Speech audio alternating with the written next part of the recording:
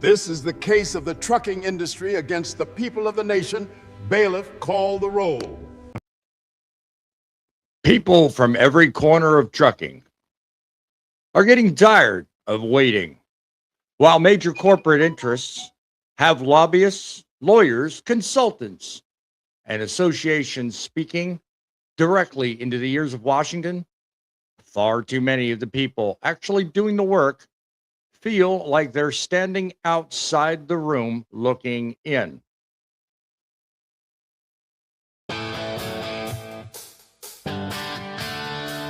Owner-operators, small fleets, drivers, trainers, advocates, and independent voices, all different parts of the industry, all complain.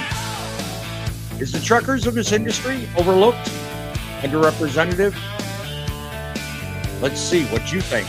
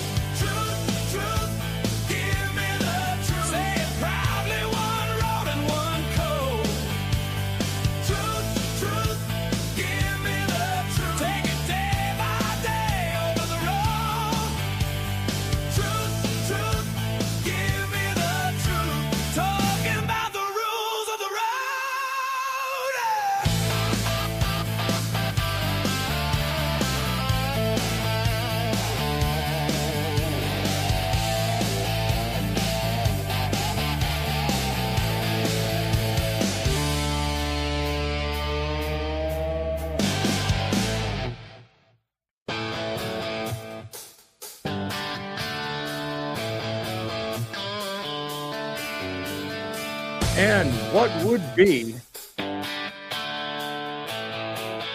a show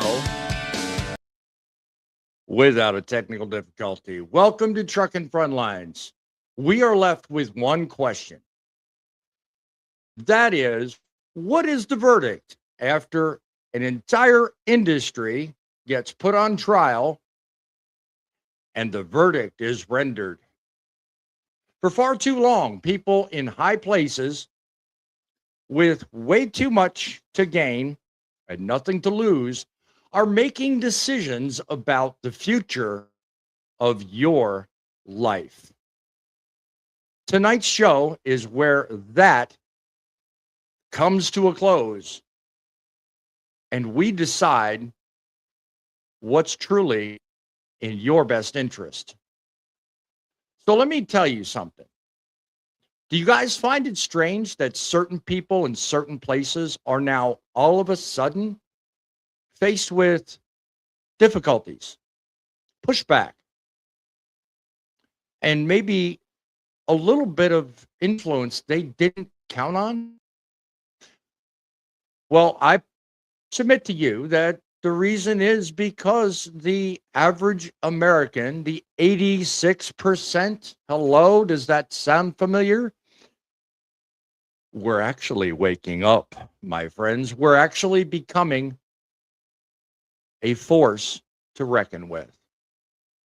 Tonight's show is dedicated to the 86% of you, men and women on the front lines that do the work of the independent trucker. Tonight's show is dedicated to those individuals that actually want to make trucking great again. Listed in the chat to the right is a link. If you would like to become part of this show and you would like to make a difference, click on that link. That is StreamYard at its best. Get in touch today with Bossman at Truckin' City, and let's make a difference. We to life. The strength of wrong versus right. We belong to truth, found on the front line. We don't do it just for us and our families. We do it for you guys. Tonight. 9 o'clock Eastern, approximately every Sunday, we come to you live. Boss Man here, and giving you the voice. So this is Truckin' Frontlines, where we give you the voice, and this is the voice no one else can give you. We take everyday conversations and do everything we can to help average Joe truckers like you and me get armed with information and a sense of community. And it's through this and more that we can make trucking great again. Many other shows focus on being first. Many want to be the one and only location where you get the know-how and the information. Many networks focus on the flash and the dash. We focus on what matters most. From focus point to headlines and everything I do in between, Truckin' City is dedicated to helping the industry stay focused on what makes this possible. What makes this possible is the men and the women of the trucking industry. You may not know me, may not know what I'm capable of, but one thing I can guarantee you, this is Truckin' City, and this is where your voice counts. Let's stay united, guys. Let's stand together. Together with We the Truckers and Truckers Unite Now, we can and will make a difference. Yes, me with my technical flaws that happen every time. Yes, believe it or not, I do have a method in my madness. I do have a way of doing things. Might look junior, might look unorthodox, but trust me, it'll get the job done. So subscribe today, become a member of the Truth in Broadcasting, a premier membership program I have set up for you, giving you early access to launches of critical information between the videos, the shorts, and the many things I put up here. If you join our membership, you will get early access, earlier than most. If you subscribe, you'll be able to find me, and you will get hooked up to ways to make trucking great again. But if you join the membership, you'll get plenty more things, and you'll get access to things no one else gets.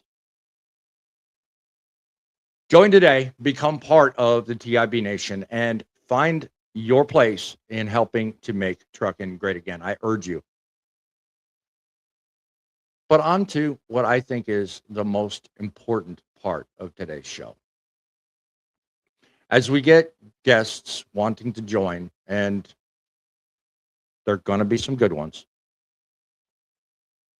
take a moment and think about this. Do you ever find it strange? Do you ever find it strange that the same kind of people who always seem to be standing in exactly the right places when trucking reaches a crossroads, they always seem to have the right thing to say. They always seem to know where everything is. Automation shows up, and somehow the people with the money and the tech and the government relationships are already sitting at the right places. Do you find that even strangely convenient? If you're anybody like me, yeah, I find that really weird. Labor policy changes, and then suddenly the right organizations with the right lawyers and just the right lobbyists and people that say the right things on camera, consultants, political access, they already have their positions already cemented before even the first driver has their podcast up questioning why now. Insurance, safety, mandates, freight tech, environmental rules, all of it. Did you ever find it strange? Well, I tell you, I often sit there and watch some of these things, and I think about this. When exactly do we get our voice? When exactly is it that we are allowed to actually make an influential change? when is it exactly our turn? I just recently got off a 4-day vacation. Some of you may know, some of you may not. And Truckin City doesn't revolve around my vacation, so far be it from you to understand that. But in just 4 days, I can miss a lot. And I'll tell you what, I powered up the studio servers this morning and started looking at everything that's gone on in the last 4 days. And I'll tell you, I was amazed. I was amazed. Because one of the first things I saw was a report on a very influential part of the trucking industry. For years, this man boasted on how short we were, on how we needed more labor, how we needed more drivers, how we needed certain things in certain places. And what's the first thing I see? EA announces leadership transition August 21st, 2026. If you're watching this video today, Washington American Trucking Association Chairman Greg Hagen issued the following statement today. Quote, Chris Spear informed our executive committee today that he will be departing the American Trucking Associations effective immediately. During his tenure, ATA secured significant policy victories, strengthening its advocacy operation and elevated trucking voice in Washington. I would say the next ATA CEO needs to be someone that has driven a truck, has been a truck driver, has seen the pains of being a truck driver, and we could go from there. What are your thoughts about that right there? My thoughts are this. My trucker, I'll tell you what, you waste no time, Alex, in jumping on the latest and greatest. So good move on talking about that. But here's my take to answer your question. The man has been positioned in the industry with the ultimate aim at beefing up big tech and big trucking for the longest time. And as far as I'm concerned, everybody with nefarious purposes, they'll eventually meet their ends. They'll eventually see the door. For decades now, Chris, ever since he's been given that, and I look back, he's been in his place for over a decade now. He's touted the same line ever since he was put in that position as president and CEO of the ATA. That organization by itself probably isn't a bad org, but he running it has managed to turn it into a machine. And that machine has been purely designed at one aim. And that one aim is to mechanize mega carriers against the majority. If you people watching this show wonder why it is you can never get your voice heard, and there are some out there that make this widely known, okay? The reason is because of money. The reason is because of influence. You can't make a dent in something unless you have enough money or influence behind you. Everybody wonders why you can't get anything done. Well, the reason is because of the old classic diversionary trick.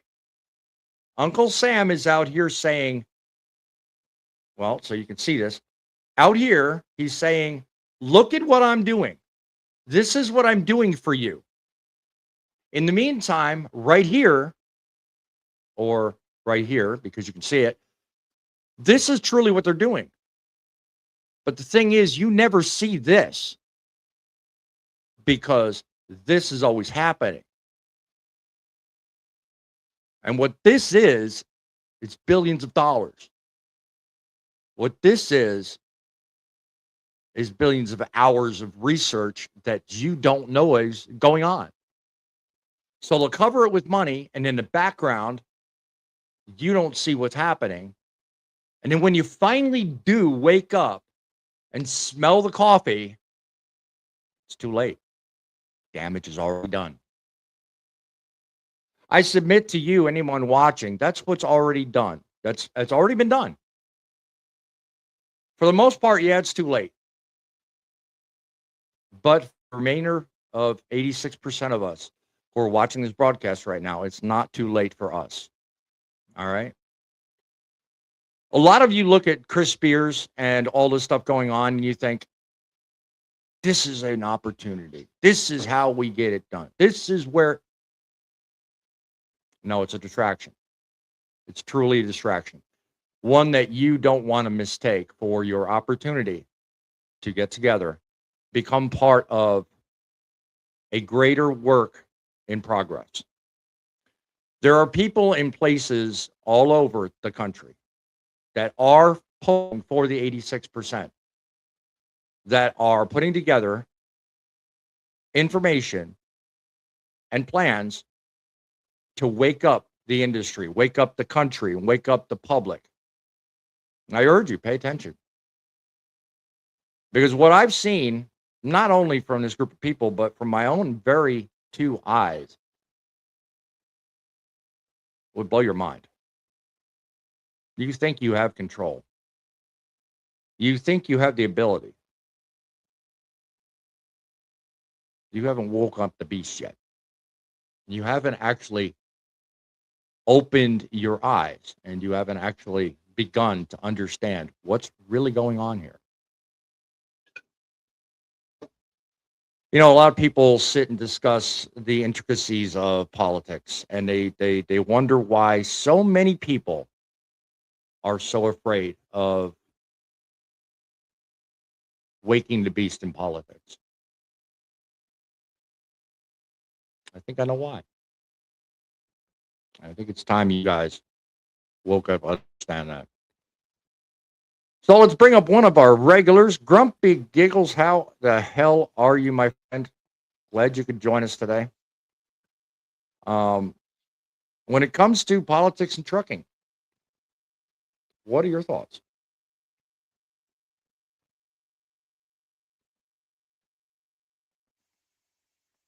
Hello, Oh, sorry. Grumpy. There you are. There you are. There I am. Oh, okay. Keep you hanging a moment. Okay, I see how you are. Well, that's my job. Yeah. So I mean, all right. Let's back up and rewind for everybody understanding. This show is basically my version of the trucking industry on trial. Okay. What I'm talking about today is the fact that there are so many leaders and so many people in positions of power in trucking that have made claims and done things that sow seeds of dissent against the 86% of us that actually carry the most weight in trucking. I hope that in my first 15 minutes of waking up the industry with my monologue, I hope I've done successfully just that, kind of woken them up to, hey, look, now is your time. Wake up, smell the coffee. What say you, Grumpy? Well, I mean, yeah, you've done a pretty good job of that, I'd say.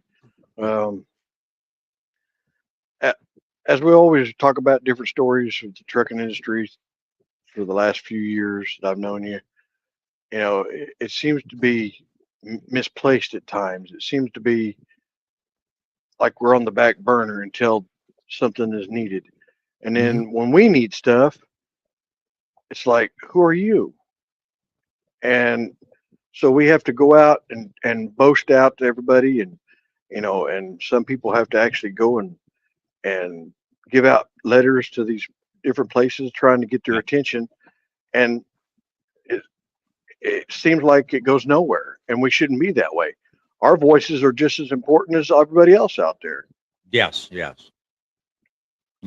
And there's a lot of, look, I'm becoming familiar and affiliated with some of the most important influences that I feel are willing to pay attention to the average Joe, the 86%, and they're willing to fight for you. Outfits like WeTheTruckers.com.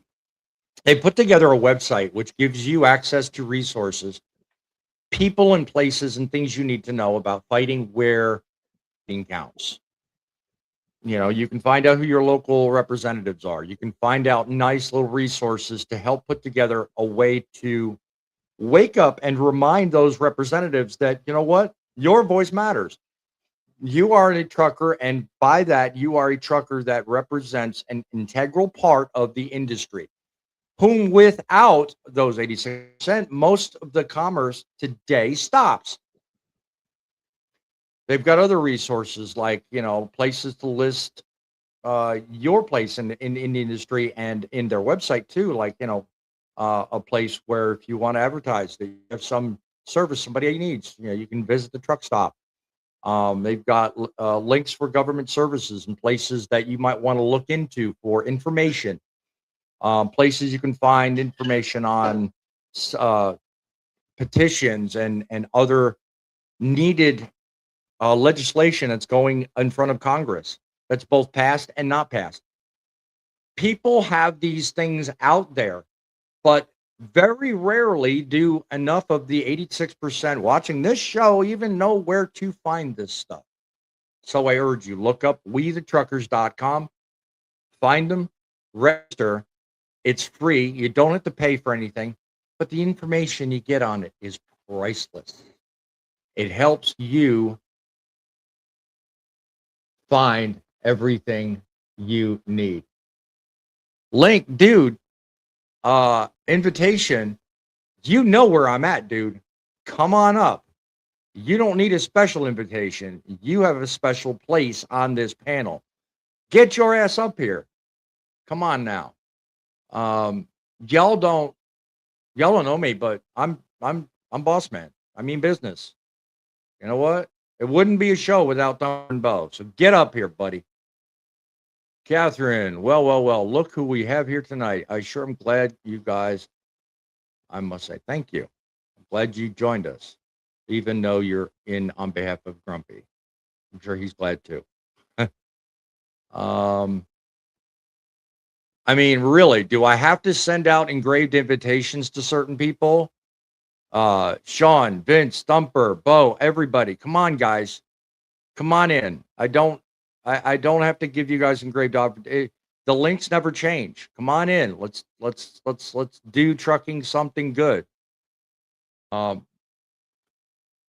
I don't expect owner operators to immediately stop what they're doing and jump into let's control Washington. I'm not expecting miracles. But I don't expect the 10 truck company to have the influence that a corporation has either. What I do expect is everybody that watches this show and everybody that works in the industry to be told the truth. And so far from what I've seen from both just average news clips and everyday trucking channels that I watch and others in the industry, that's not happening. We're not being told the truth. We're being fed a version of what people think will pacify us as if we were a 2-year-old toddler. They're treating you like baby, honestly. If you knew the full depth of what people are doing, both in terms of investment, lies, deceit, you would understand why I'm saying what I'm saying. I know things. I see things. I see things on news reports every day. And that would stagger you. And I introduced the Mother Trucker clip to just basically baby you into understanding this goes far deeper than anyone really truly understands. It goes deeper than a senator. It goes deeper than a representative. It goes deeper than one CEO of one company. Everybody thinks the big to-do is one company. Most of the people I talk to think it's all because of one company. I think it's because of Aurora. Semi, welcome to the show. My friend, how many companies do you think actually service driverless autonomous trucks? Maybe half a dozen, if that, right now. But I do know that a lot of the the Big 10 are are definitely interested in driverless trucks. But right now, the only ones that I know of is Hirschbach, and I think it's Coca-Cola is starting to play around with driverless trucks. What if I told you that you don't know half of it? I'd believe you. I believe you because a lot of what I know is just off public statements and public releases. I'm going to risk the fact that I may be wrong on the number, but I'm willing to bet you that the gentleman just came into the show next to you to probably qualify the fact that I'm right. And there's at least 25 companies. Sean, correct me if I'm wrong, but 25 total companies that run, investigate, invest, and try to push autonomous driverless semi-technology to replace you and me. Am I right? Oh, absolutely. There's probably more than 25. I mean, that's just of hitting on the the ones that's really hitting on the surface. I mean, you look at toll roads, you know, the investments that they put into it, all the way down the chain. I mean, I guarantee you there's way more than 25, but you know, in some form or fashion, right? As we're doing our research, we're finding stuff that's you know, they're not saying, hey, here's $1 billion in cash flow to say here this is going to autonomous, but you see the infrastructure being built where they're running cables along the side of the interstate. You know, that's money going to them. Whether you look at it saying, hey, here's a gift, or you say, hey, we're gonna lay down some technical stuff for you to make it to where it's easier for it to transfer. So absolutely. I mean, it's it's insane how many people are actually investing into it in our own money, you know, taxpayers' money, toll money. You know, if we're gonna raise up our toll roads because they're saying that they need that money to fix the infrastructure on it, I don't think using that money to invest into. I was just going to ask, what is the significance of the tolls in terms of making this autonomy work? I heard you mention that in hinting last week's show. What is the significance of that? I find that interesting because when you mentioned that, I had to think about that. Yeah, so I mean, like in Florida, the state of Florida has gave $142 million for their Suntac track area. You know, so they paid for the you know, I don't know if they paid for the land or if they paid for the pavement. You know, but if you look at their facility, $142 million is what they actually gave from Florida. You know, toll roads. So, you know, if you're running these toll roads, and you know, like you said, they're increasing like crazy. Look at Indiana, look at Ohio, you know, look at New Jersey, Pennsylvania, North Carolina, you know, Virginia. All these the amount of toll roads across the country. People don't know this. They don't add it up. They don't let it actually compute. Yeah, you got Texas and Georgia. I mean, all these ones that all these states that actually have tolls. You know, one way or the other is investing in autonomous. You know, they're putting the technology out for you know, they call it the what is it, LRSs that check your license plate as you go. Well, all that technology can be used for autonomous. All they got to do is spend a little extra money and invest it in the right way to make it work. So again, how do we increase toll roads? Because they're saying that our infrastructure need to be built, and I mean, and they're bumping it up, you know, $1, you know, 98 cents, 50 cents on there. But yet, then when we go and track the money to see what they're actually investing for our infrastructure, it all points to autonomous. If there's one thing I have to say is, I am sick of toll roads because my whole state seems to be nothing but toll roads. Would you believe that Oklahoma represents less than 1% of the toll infrastructure in the country? As sick as you are, Grumpy, that's less than 1%. Sheesh. And the money generated from Oklahoma ain't nothing but a drop in the bucket, honestly. What Sean is talking about, and the total dollar values being derived to facilitate everything that they're talking about, that ain't a drop in the bucket, dude. That's nothing. And you're sick of it. Think about how everybody else feels. Yeah, Yeah, billions and billions of dollars are going into it, right? So, you know, when your calculator, when you start looking into this stuff, and your calculator won't even do you the numbers for it, how much money is it? You know what I mean? And that's sad. So, I mean, yeah, like I said, Oklahoma is just a very, very small portion, but you know that the technology that they're investing in putting cables going down the side of the interstate is basically a system design that if autonomous, we look at LiDAR systems and radars, you know, that most of that technology is kind of, it's not there yet. It's not, we looked in Germany studies and it shows that it's at the end of the road of LiDAR. So if you run cables down the side, could it actually work? Again, we're relying on technology to be safe enough for our family to be out there on the road. And we've all seen technology now, right? Our phones crash all the time, you know, battery lives go out. So, I mean, can you rely on technology to be safe out there?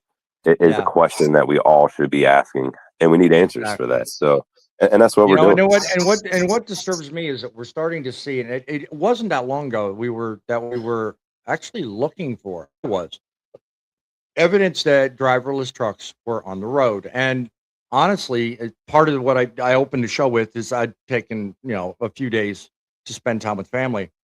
One of the first few videos I saw really kind of made me stop and think, you know, because someone actually captured a video, I think it was 1.5 minutes long, driving past a driverless truck. There was nothing in the driver's seat, no one there. You couldn't even tell there was anybody in the rig or not. And it kind of really made me wonder. I mean, there was, you know, a little bit of light traffic around it, but it's there. It's actually visually being recorded now. It's happening. You talking about that truck that was pulling that extra trailer? Probably. It may be. I don't know. Because like I said, I only caught the starting of the video. I didn't record it, you know, because if I'd thought about it, I would have done it for this show. They had an 800 number. It proves nothing. I mean, we know it's there. We know it's happening. We know people are pushing for it. But the problem then begins, how do we influence anything? See, that's the difference. You've got two modes of thinking. You've got participation and you've got permission. There are those people that are willing to participate and make the dream come to life. But then there are those people on the other end of the spectrum that are those that want to give permission to actually allow it to happen. So my question here on this, and the reason I brought the thumbnail up the way I did, okay, is we're going to put the trucking industry on trial. We're going to put people on the bench, and we're going to ask the appropriate questions. Now, in that, are we going to participate in those questions? And are we actually going to expect relevant and qualified answers, or are we going to give permission to everybody to just say an objection and walk the other way? What's it going to be, people? Because you know what? We're faced with choices right now. We can either let them roll over us, or we can become part of the minority that's decided, you know what, enough's enough. And I think the nice thing about the minority is they eventually become the majority. Sean, what do we need to know about this right here? Make a difference today. In one shot, at one time, there's somebody familiar with you and myself I just met. I don't want to tell the story wrong. I don't want to be responsible for getting facts wrong. But what do we need to know about 10-4 DC? Well, I mean, 10-4 DC, I think if we want to make a statement, I think that's the place to do it at, right? It's in Washington, D.C. It's designed like a truck show. There is going to be a bunch of, major players there that will actually be listening, right? We're talking about having news outlets that are going to be actually seeing it. So we call the 10-4 DC the biggest stage in America if we ever look at truck shows. This is bigger than Matt's that you see in Louisville, right? This is a time that you can actually bring your truck with a permit that they've already got to bring your trucks to Washington, D.C. and actually park them in the mall. So it's a very, very important. I tell everybody to get encouraged to get involved with it. You can actually speak there, myself and Vince and yourself as well. is actually going to be speaking there in front of the crowd. So if we want to make a statement in the trucking industry, why not in a better place to do it than in Washington, D.C., where everything happens? You know, this is where all the rules are being made and all the laws are being founded in the platform. So I encourage everyone. It's going to be 3 days that it goes. It goes from like Wednesday to Sunday, and we do a convoy in there at nighttime. There's going to be a lot of stuff going in there. And to the person that I spoke with the other day on our meeting, if you are willing to come up on this, click the link on my StreamYard. Come on up here. Let us know what to expect from 10-4 DC. I'm personally excited about it, but you know, with all that I do, I've got a very short memory, so I don't want to misrepresent you, my friend. So you can click that StreamYard link right down below. Come on up here. Tell us your thoughts, your desires, your fight, and we will join you happily, because this is where together we can make a difference. And I've said this all along, you know, I mean, together with We the Truckers and Truckers Unite Now, I mean, we are a group of people that are passionate about making a difference in trucking. You know, you cannot do anything by yourself. If you're sitting there thinking, you know, what use is there? You're part of the problem. You're part of the reason why nothing gets done. But on the other case, if you sit and think, what can I add to the conversation going on? Then you are part of the solution, and we welcome you. We want you to help us. We want you to help make a difference. And 10-4 DC is just one of those ways in which you can do that. So, because the reason I want him up here, and the reason I want him is because I remember he mentioned that there's an address. I want to publish that address. So if you're watching and you know that address, put that up. I think it's 10-4dc.org. I think that is one address you need to know about. And you spell it out, right? So it's going to be TEN. Yes. So make sure you spell it. FOUR DC.org. So that's how you make it happen. In fact, what I'll do, I typically don't type and talk, but I'm going to put it in there. HTTP. Keep talking, Sean. Tell us more about it. Yeah. So, I mean, again, this is another, like Bossman just said, this is another step in the direction to get our voices out there and get it heard. And these guys actually done it, right?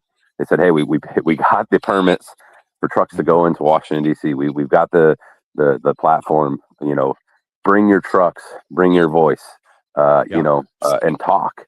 And that's what it's about. You know, it's getting truck drivers together to say, hey, we have to look out for our own industry. You know, this is why we keep saying, is our industry on trial right now? Yes. Right. Is our industry on trial right now? And how do we be a part of that trial? Because, you know, this is coming down to being billions and billions of dollars that we're finding being spent on self-driving vehicles. So those are billions and billions of dollars.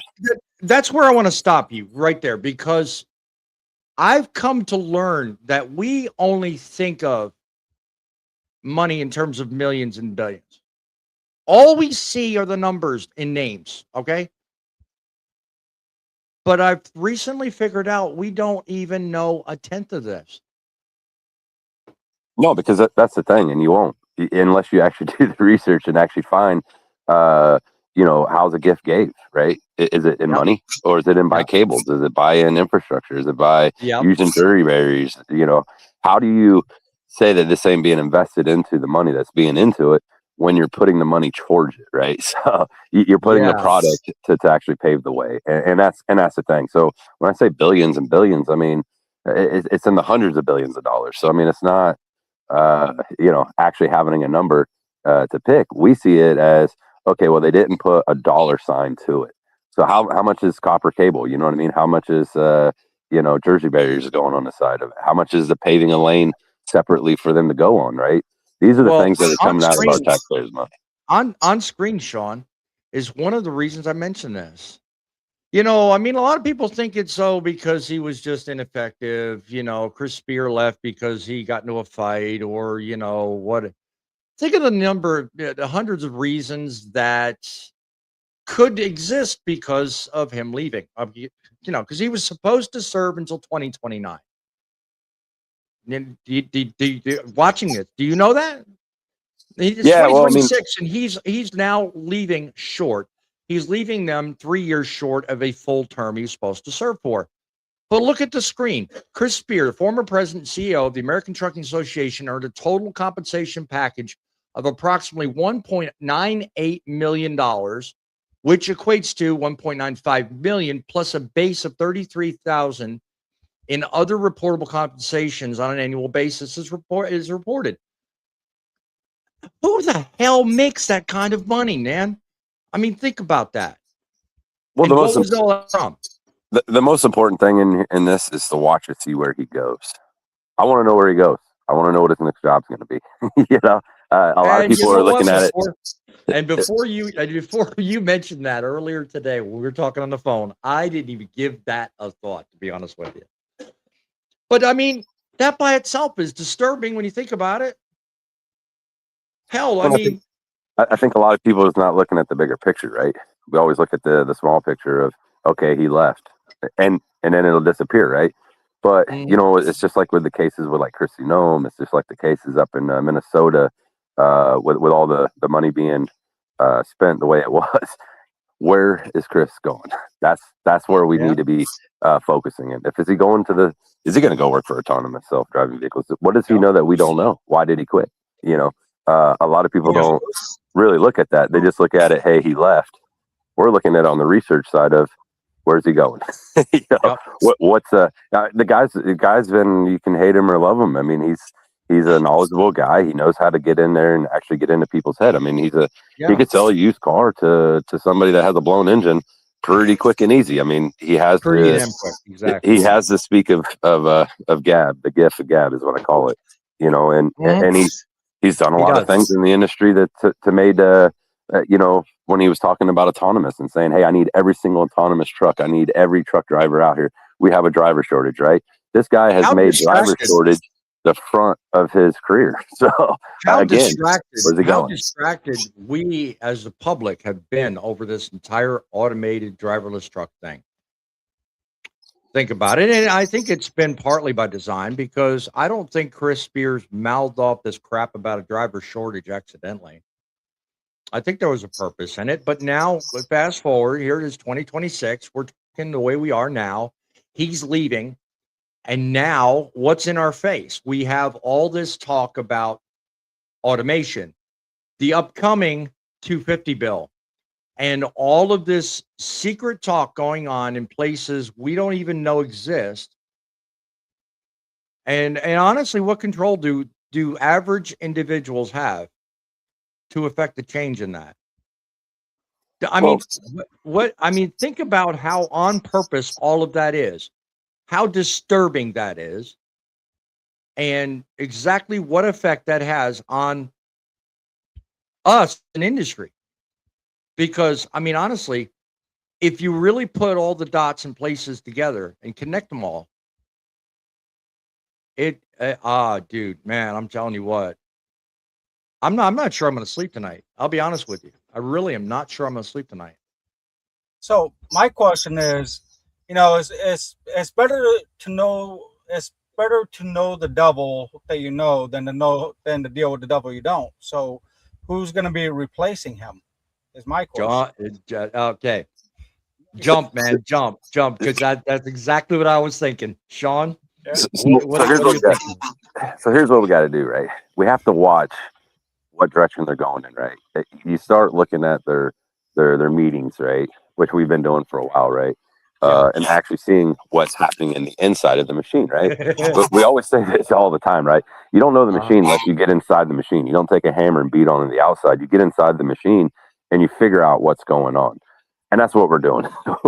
We're actually digging inside the machine going, okay, in this meeting, you guys were talking about this. In this meeting, you're talking about that. And do you expose it out to the public? Not really for sure if it's a smart thing. But what I think is if you know where the machine's going in that direction, you can start re-steering that machine. And from what we know that's in the machine, that machine is directed right at straight as autonomous coming in as the forefront of self-driverless vehicles. Sean, you can't see the screen, correct? Can you? Yeah, absolutely. Yep. Yeah. So yeah, absolutely. So Yeah. what we're talking about here is the industry actually looking at this, right? Are people put in the right spots to make something happen? You know, when we talk about I always say it wrong. However you say Jerry, it. yeah. Let me, Sean. Gerrymandering. Gerrymandering the future trucking. That's right. You know, so when we look at these, are they putting somebody in that position that's already has autonomous background, right?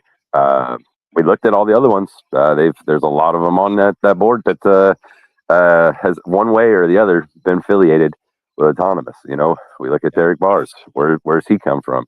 You look at the NTCS, right? Hello, got a background in autonomous. So if you put the people in the right spot, could you get something changed to pave that path? And the answer is yes, absolutely.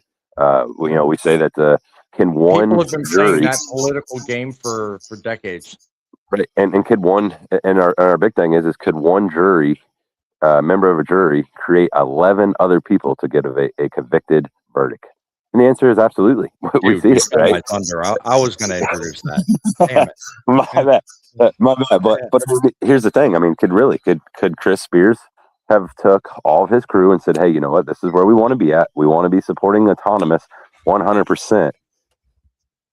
Could he? Absolutely. You know, could Derek Bars, could he be taking the FMCSA and telling everybody in that group that we need to be supporting autonomous? Absolutely. You know, so But think about the implications. But think about the implications of what you just brought up. I mean, how seriously could that already have been done, and we don't even freaking know it? So we look at the members pass it, right? Again, we get in that machine and we look. The former FMCSA has background to autonomous. So I mean, have they paid the wave, and now you need a good speaker in there? You know, like a Sean Duffy. I always say Sean Duffy. You know, he's got nice clothes on all the time. He's always in the media and he's talking it.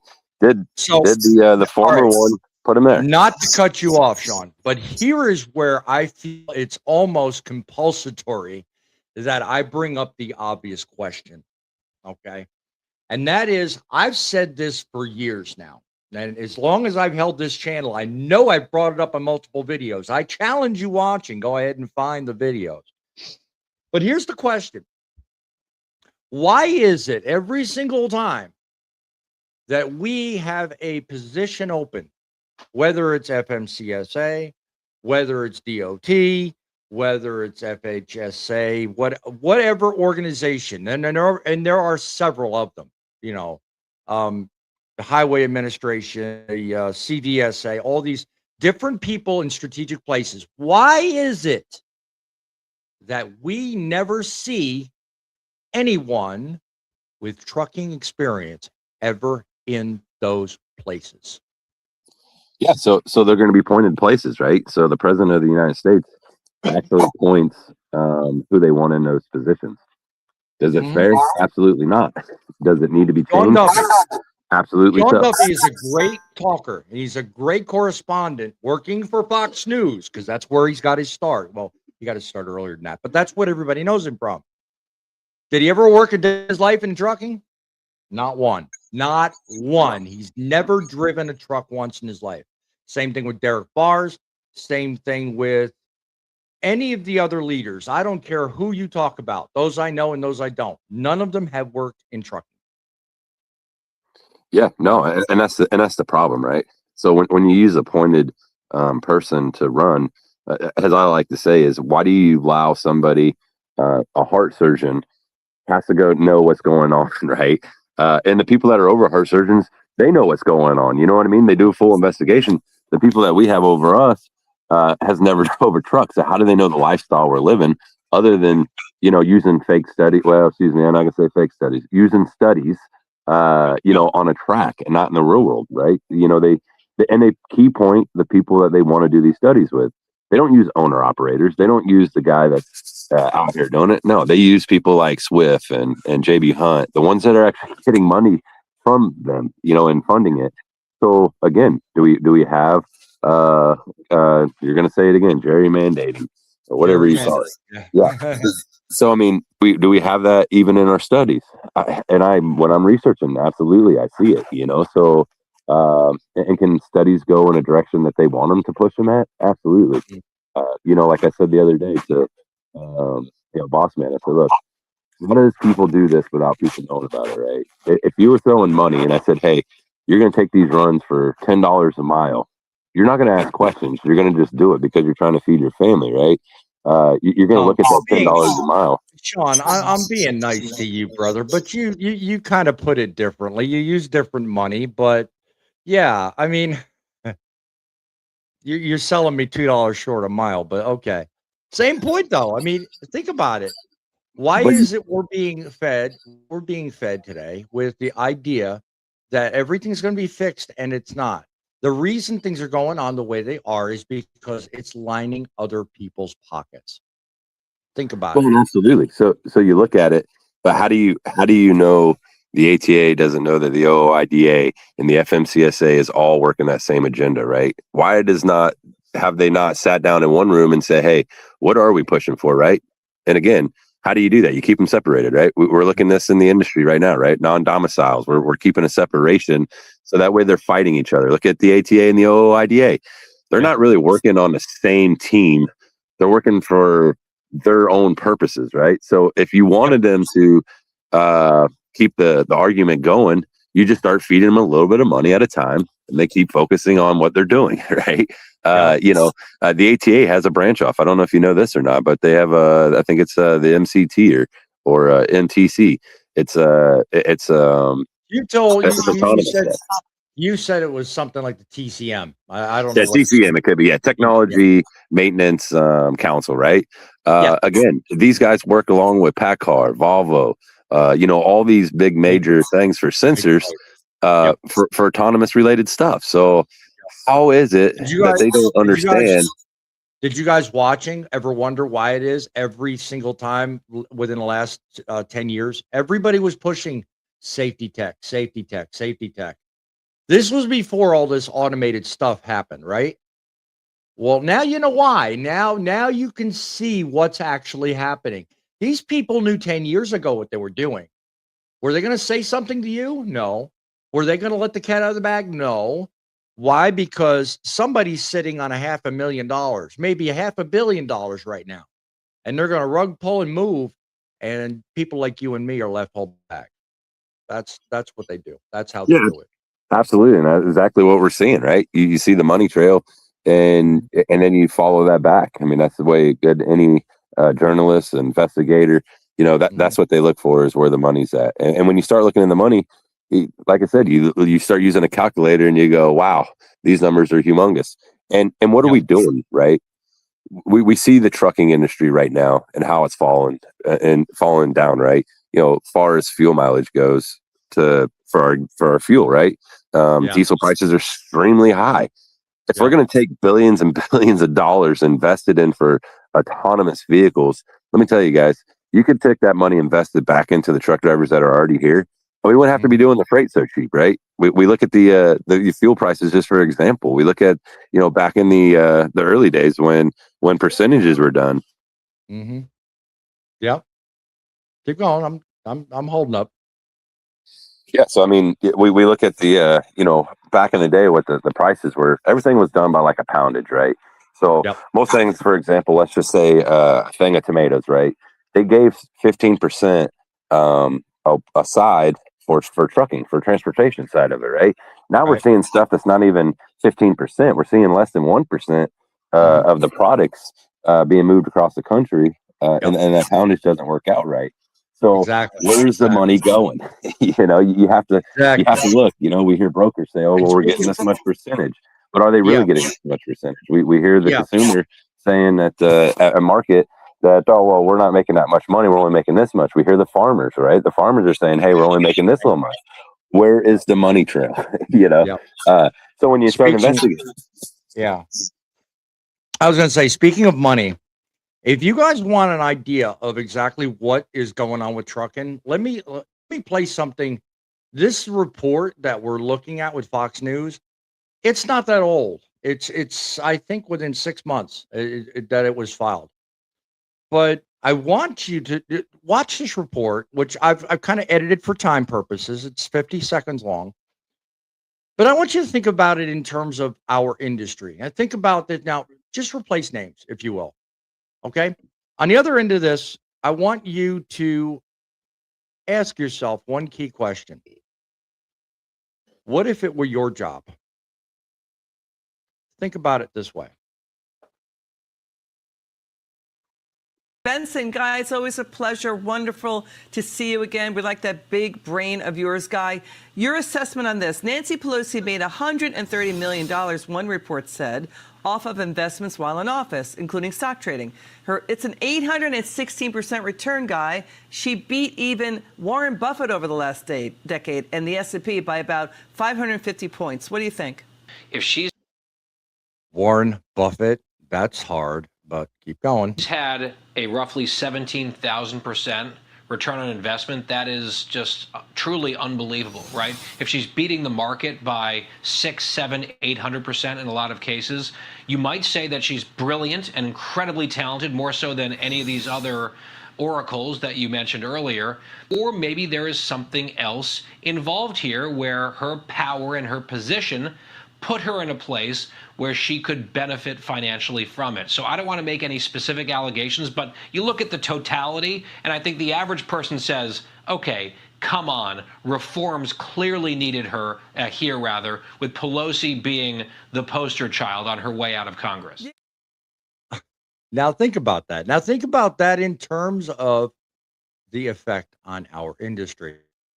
I mean, clearly, obviously, that was a prelude, I think, and this is just my opinion, mind you, of what's truly happening to our industry.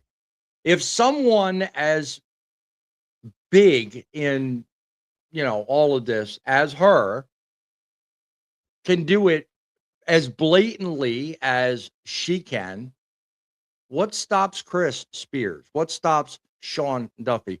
What stops a half a dozen other people whose names I've seen, but I can't remember sitting here talking on camera? What stops them from doing that very same thing? And in retrospect of that, selling out your job, think about that. The reason I played that is because I want you people to wake up. 10-4 DC is coming. That's your opportunity to act. We, the Truckers Unite Now, they are your opportunity to connect with other people. Truckin City helps you do that. And September 30th is around the freaking corner. All of those things are separate, but united in one. We need to take back trucking. We need to make sure the 86% of us that move American freight across the country can still do it in another 10 years. Pay attention, my friends. It's coming. Continue your thoughts, Sean. I didn't want to be rude, but yeah. I mean, wanted to put that in perspective. Absolutely. And I mean, and that's the right way to do it, right? Is you look at what history's done, right? And then you start saying, okay, if this worked then, I mean, and there is a bill right now that's actually being passed around Congress right now to actually make it to where they can't invest in stock while they're congressmen. And it's funny, I don't know if you've seen some of the reviews on it. It's pretty crazy. We got a gentleman from Florida, Rick Scott, that he was like, how can you control me to be rich? I don't want to be poor. I want to be rich. And it's all like, okay, if this guy's saying this, while they're trying to pass a bill, these are the people we don't want in there, right? We want people that is not there to fill their pocket. We want people there that's actually supporting the people of America, right? Making the right decisions for us, not right decisions for what their grandbabies go ahead and challenge us on your thought on screen. Go ahead. I mean, I it's interesting. I was thinking the same thing when I got back here this morning and started looking up material. You're so right, but why do you even bring Trump into this? What makes you say that? Me and one of my girlfriends were talking about this the other day. Like during a lot of his press releases, he'll make like little side comments like, "Oh, rare earths are going up," or "Rare earths are a lot valuable," and then all of a sudden, a couple what's days the later, significant? Later, the price goes up on the stock. What's the significance of rare earths? Why do you suppose that matters? Because rare earths are like a lot of things are made out of rare earths, like batteries, magnets. I'm So on giving and you, so forth. I'm giving you runway here. I'm giving you runway here. Come on, man. So I mean, I'm just using the rare earth as the example because I think that was the last side comment I called. Exactly. Keep going. You're in there, man. You're so close to the home run. It's not funny. So it's like he's still investing, and that's another thing. Like he's still investing. So okay. To me, it just shows like a little sideway. Your anticipation is killing me. You're killing me. The rare earths is significant because every bit of rare earth we invest in today, or Trump tries to invest in, gives him a sure foot in the automation that threatens our jobs. Absolutely. So you look at the technology that's going along beside toll roads. You look at the billions of dollars that they invested into it, right? And cameras, flock cameras, is the level 8 inspections. That's all rare earth material that you have to use. So do you want to produce that? Absolutely. Well, I tried giving it to you, Semi. I will add to that. I swung and I missed. Yeah. Okay. No problem. No problem. There's another reason why the man is doing that. He's also got stock in Axon cameras, which is taking over Flock, and it's also what most of your police officers and things use as body armor cameras. So, yeah, absolutely. I mean, you got to look at you got to look at what the bigger picture is. This is what I always tell everybody. When somebody says something, you go immediately and you start researching what they're talking about, right?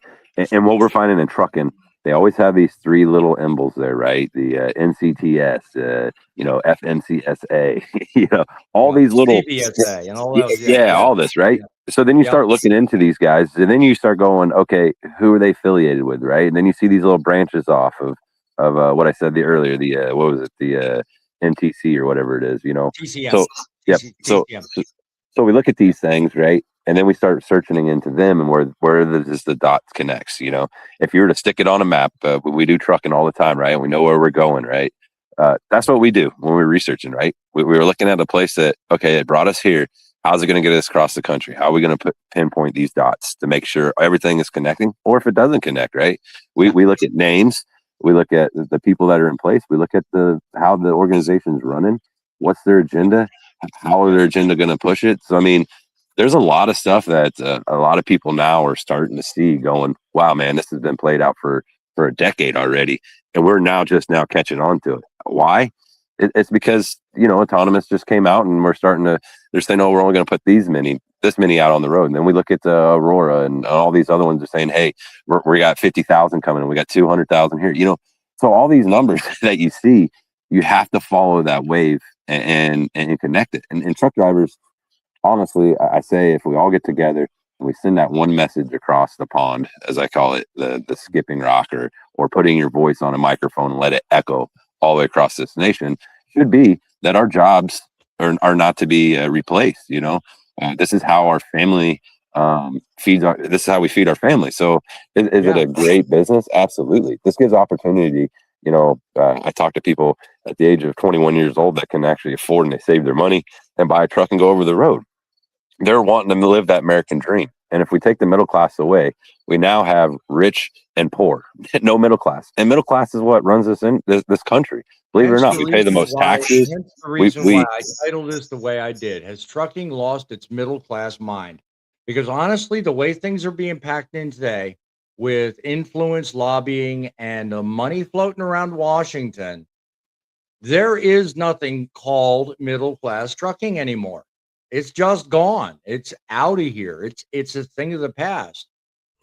But before anybody else barks on that, I've got an alternate question. Or is it?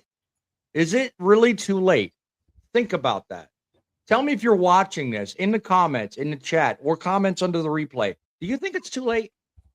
Do you think we have the ability to bring back trucking for the middle class, that is, for the 86% of us that are left?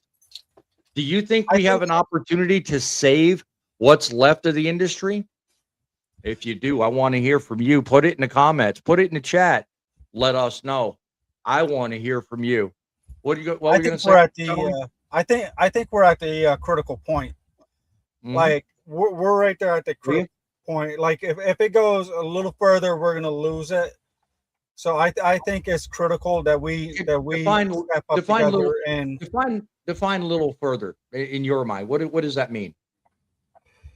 That if we continue to just let if we continue to running behind the big companies, the big money, then they're gonna push us out, and we're gonna be in a position where we can't afford to do anything else. We're just gonna be pushed out of trucks. So you solidly think, and you solidly believe that there is a point of no return, but you also think, according to what I'm hearing, you think we have not reached that yet. Not yet, but we're close. I think that if we don't act now, we're gonna get to that point of no return, and we're just gonna go right off the cliff. What do you think that point is? Once I think that once the full automation of these driverless trucks, once it becomes scaled, then it's just gonna be a runaway. I disagree. They can automate trucks, and they can start out with their pilot, and they can automate maybe 2,000 trucks. Okay, that's not the POR. Yeah. That to me, that is not even close to the POR, because what I would say, there's too many, and there's too many things in this industry going on at once that would not be a point of no return. So, Sean, what say you? no, I think the no point of return is the Build American 250 Act, right? I mean, yeah, we can amend stuff out of it and all that, but I mean, if you start paving the way with letting the technology to come in the way it is, as fast it is, we look at insurance. I mean, you look at the whole system, right? Are we close to a no to point of return?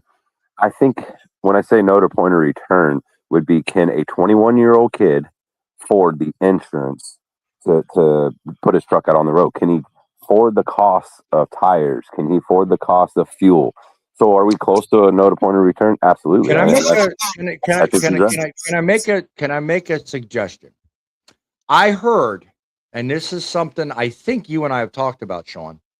Correct me if I'm wrong, but I think that there was one provision being considered and entered into the 250 bill that, if passed, would be a deal breaker. And that is, and I'm trying to think of a way to word this so it doesn't scare people, because I'm not about, Jerry Springer style shows here. If there is a provision that limits liability,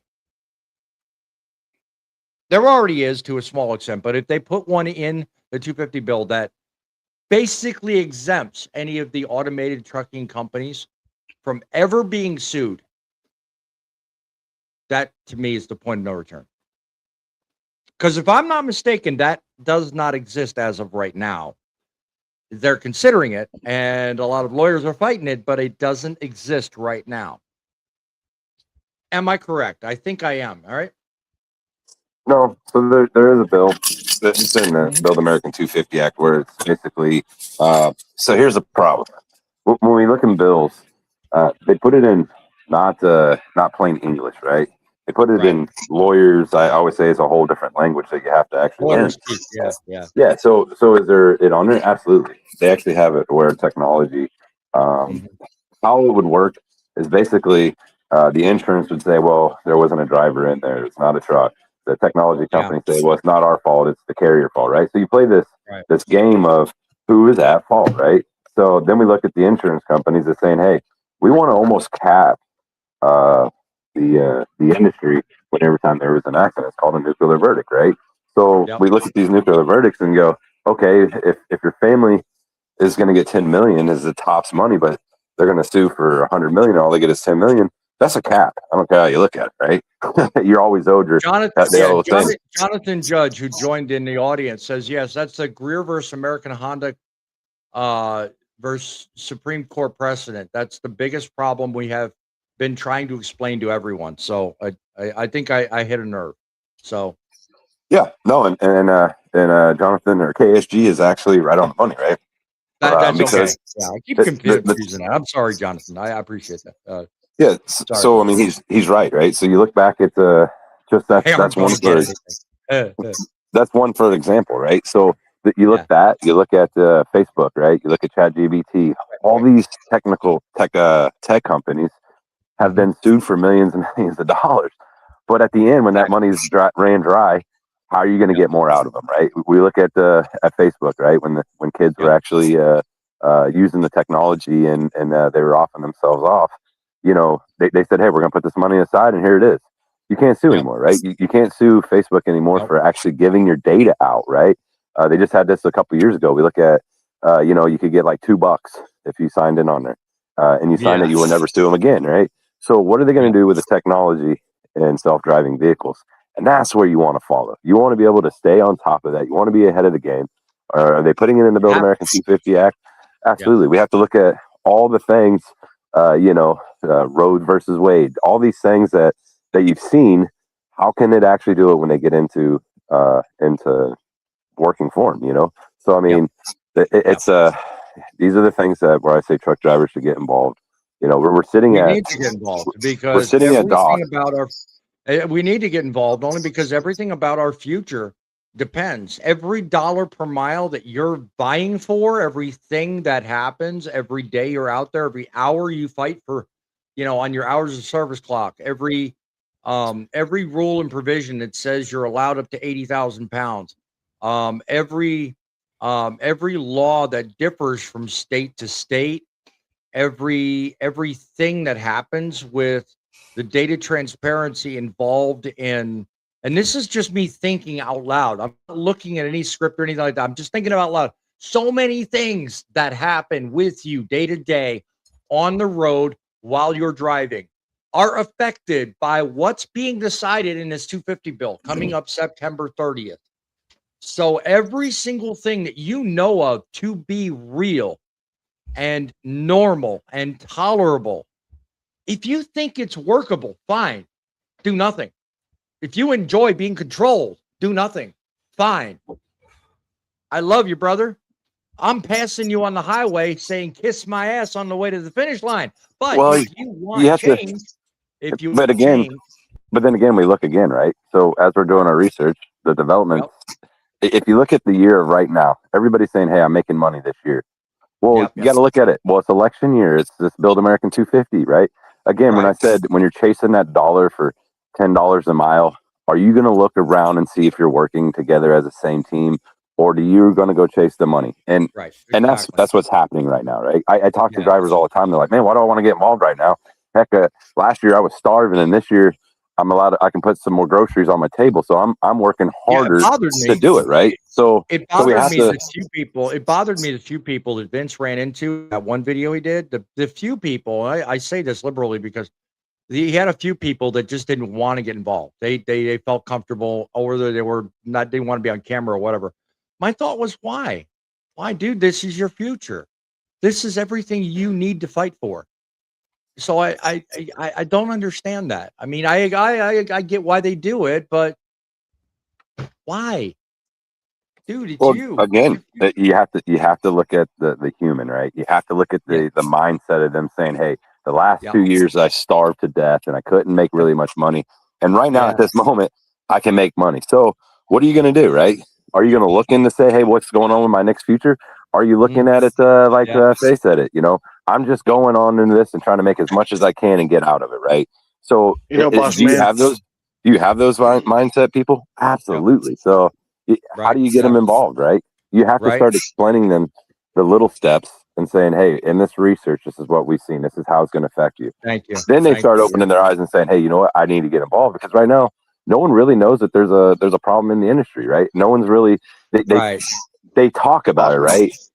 They hear something and they talk about it, but they actually don't study it and say, hey, you know what? Here's the thing. I mean, we have people that write research and they don't even know what they wrote, you know?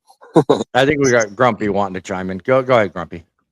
I was just wanting to add to what you just said about why, you know, whenever Vince was doing those interviews with certain people, they didn't want to be on camera, or they just kind of didn't want to talk about it. Sure. You know, the way I'm seeing it, because, you know, even whenever I was still driving, I would talk to drivers out there, not only the owner operators, but company drivers as well.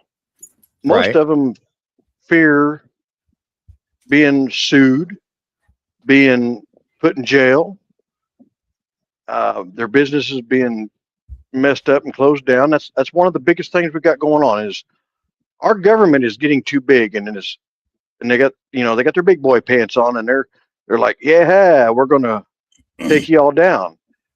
And yes, it's gonna take all of us to unite in order to push against them, because otherwise we're just pawns on a chessboard. And yes, the pawns on a chessboard can put the king into check, but you got to know what positions to do it. You got to know how to play the game. Well, and here's the double-edged sword in what you just said, and that is, I mean, do you gain more from staying quiet, or do you gain more from fighting for a possibility? See, every person in trucking has a different scenario. See, and that's why I prefaced what I said a minute ago with I understand why some people didn't want to talk to Vince. It's not in Vince approaching them. It's not in being, quote, public or on camera, any of that. It's just simply whether or not the person at the time was deciding whether it was worth it for them to make that sudden switch from, okay, let me do my normal thing, which this man's in front of my face with a camera, and let me suddenly get vocal. Everybody's got that decision process they have to go through. Some people, like Sean said a minute ago, some people are just in it to get enough to live retirement, and others are building a future for their kids. You know, so every single one of us has to think of it in terms, you know, of what we have at stake. You know, myself, I think of things from a two-pronged approach. Number one, I'm looking to leave my kids something, but number two, I'm also looking to educate others. So from the perspective of where I drive my truck, I'm looking for a future for them. But from this trucking city perspective, I want to make sure that everybody watching has not only the ability to learn right from wrong, but the ability to contribute in that conversation. So every single person's different. So from what you just said, yes, I totally get what you're saying, Grumpy, and I applaud you. But more to Sean's point, the more we sit on the sidelines and we don't do anything, you know, if there's, think about it, if there's, let's say there's 400,000 people that fit the latter category of people that could but didn't, that's a huge chunk of difference. That would be a huge difference outcome in 10-4DC's purpose. Think about it. And that's then you have to look at the social media right now, right? There is so much stuff that you could put Trump out there and say certain things, right? Like, hey, these flock cameras right now, you guys are just gonna have to live with it because it's gonna make us rich, right? If you don't have it, if we don't have what somebody wants, they're gonna want it, right? So can you actually make it sound like there's not a problem in the trucking industry? Absolutely. Do you think they're utilizing that? Absolutely. So I mean, we have to look at giving Vince all the proper credit for his imitation. We're gonna make a lot of money. I mean, yeah, had to do that. I'm sorry. But I mean, here's the thing, though. A lot of people don't understand that social media could be a good thing or a bad thing. It could work for you, or it could work against you. And we're seeing that there's certain things. You know, look at Aurora, right? They're saying, hey, we're only going to put this many out. Then you actually go and look in the machine, and you see what they're saying that they're going to give, what they're going to put out on the road. It's total different numbers than what the media is showing. So again, if you only see one side of the story and you're not seeing the whole story, what are you really seeing? You know? Good question. Good question. Good point. What's your thoughts, Semi? Why ask that question? Why is that so important? Because our insurance keeps going up every year, and insurance is based off risk. So true. What is the risk? How are the insurance companies going to calculate the risk for an automated truck compared to adjusting or accounting for the risk of an actual human driver. How about this? How about let's dovetail off that, because I like how you're thinking, but let's dovetail off that. Think about the insurance market right now. It's controlled by three main players, right?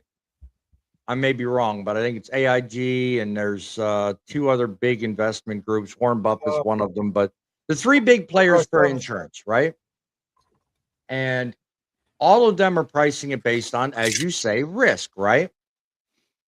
Well, think about what happens if all this automation goes into play and everything's playing around. And, well, I think back 10 years ago, totally separate argument, right? 10 years ago, when all this talk about, what is it, ABS and all this lane departure technology, when all that was being originally entered in and they were talking about everybody had to have it, right? What was the first thing the insurance companies did? We'll lower your insurance rates. Thank you. Exactly. So think about that now in terms of what's going on right now. How backwards is all of this? And then you have to look into how much money they're making, right? Look at Progressive. Nobody's looking at Progressive at all, right? They're at their all-time high of ever making money, right? Their most investments, everything is at all-time high, right? You look at Great West, you look at what's the other one? Warren Buffett's one that he does, which is public traded. So we look at all these guys that are in the major players, and you look at how much. I usually remember who that is too. It's Berkshire. Berkshire, thank you. Yeah, that's right. Berkshire Hathaway. Yep. So we look at these guys, right, and we say, man, you guys are making the all-time high. How is this possible when we're barely making any money? As truck drivers, right? We're taking cheap rate, and you still have not lowered the insurance down, but yet our prices go down. We look at how compared from the 60s to now. It's insane. And here's what's infuriating to me. They put all this into play, almost giving you as the consumer no choice but to capitulate in the direction they want you to go in. And then what are you left with? You're left with no alternative but to follow the masses. You're left with no alternative but to do what they want you to do.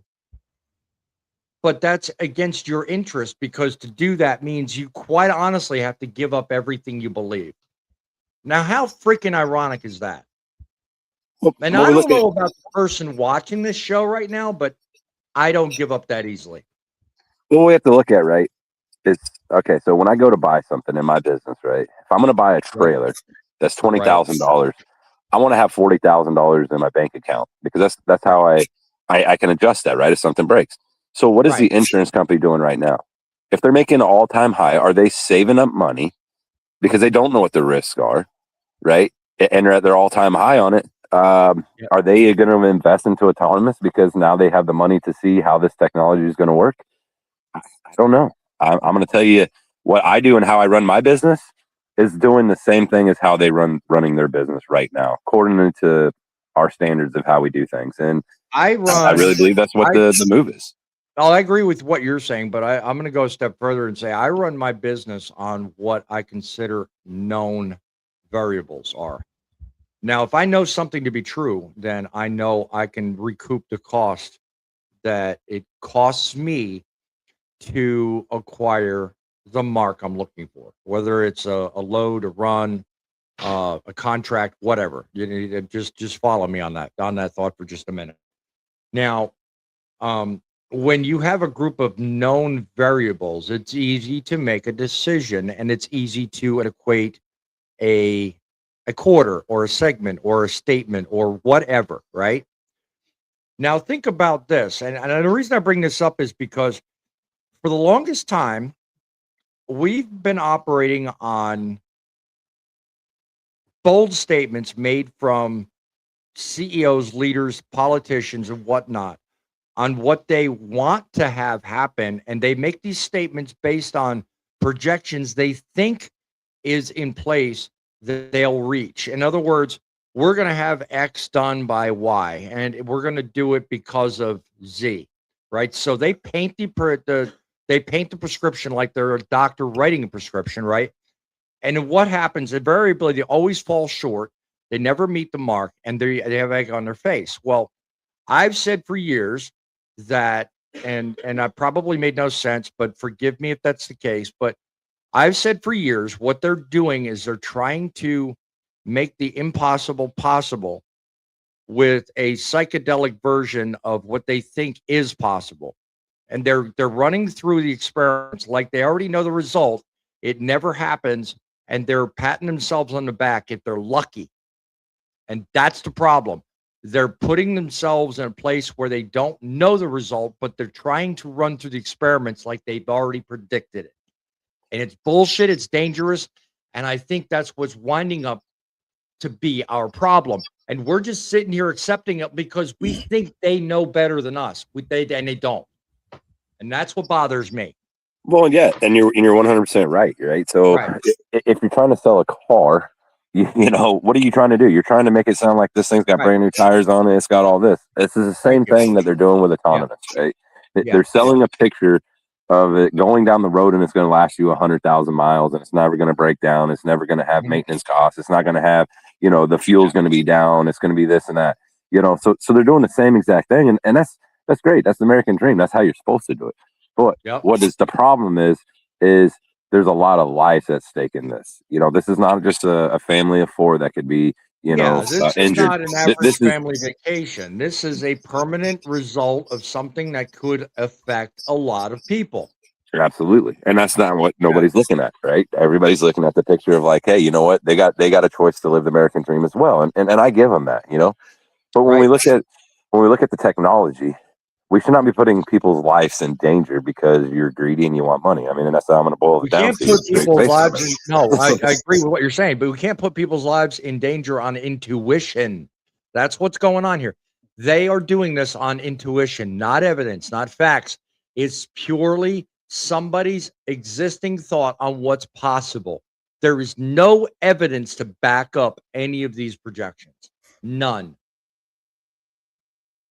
Well, I mean, there's movies. We can use, you know, Back to the Future if you like. Oh, that's all do what we do on Terminator. Sure. Come on. Skynet's going to take over, bro. Yeah, right. Skynet. Give me a break.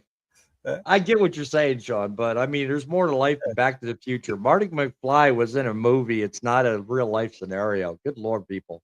Well, I mean, and that's crazy when politicians are using stuff like this, right? When they're saying, hey, you know what, the Back to the Future movie, you know, and it's all like, yeah. I was like, did he just say that? You know, like, really? You know, our lives are going to be at stake because you watched Back to the Future and this is what we're going to be up against. Like, come on, man.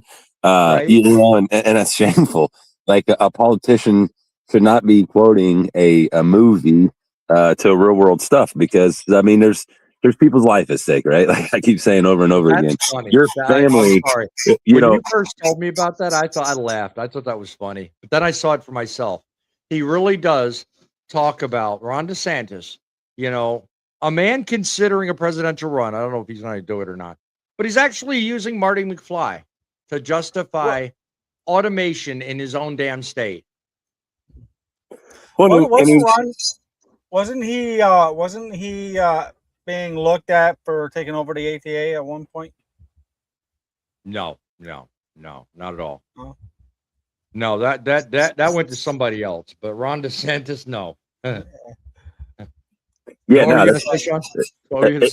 And here's the thing, right? You know, when we look at Florida and they're investing toll money, $142 million to build these test sites, right? You know, how is it that people are paying toll roads because it's supposed to go to toll roads and build the infrastructure of the roads?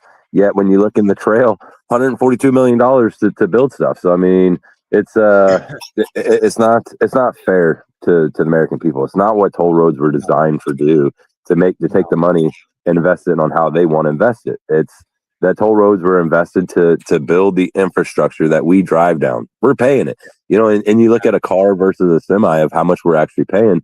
We pay twice as much. So, you know, again, why are we paying for stuff for our replacement, right? I've never seen any other industry. I was watching Here is a weird thought. I mean, it just occurred to me as you were saying that. We price risk when it comes to toll roads, right? We price risk, right? So the reason that I'm losing my place here, the reason that the biggest variance between tolls on trucks versus cars exists is because of risk. Because when we have a bunch of drivers who obviously drive larger vehicles, heavier, and cause more wear and tear and all that kind of stuff, but we also have to consider the fact that they make statistically different decisions than regular car drivers. I mean, if you lose control of a car and you bounce off a Jersey wall, the worst you're going to do is scrape the Jersey wall, right? You're not really going to damage anything. But if you lose control of a semi truck, you can not only take out the Jersey wall, but you can take out the accompanying infrastructure that Jersey wall is protecting. So that's a large part of damage. So this is kind of part of the subject, but a little off. Yeah, either bounce off my point, yeah, or not. I don't care. What I'm going to bounce off of is the ideal. Yeah, I was going. You're saying this is Florida. They're wanting to get their toll road set up for this autonomous, right? Is that what you're saying? That's what he's saying. Yeah. Okay. Now look back at a show we done here not long ago that involved, basically, let's just put it this way, the yo-yo that decided to do a damn illegal U-turn on the turnpike.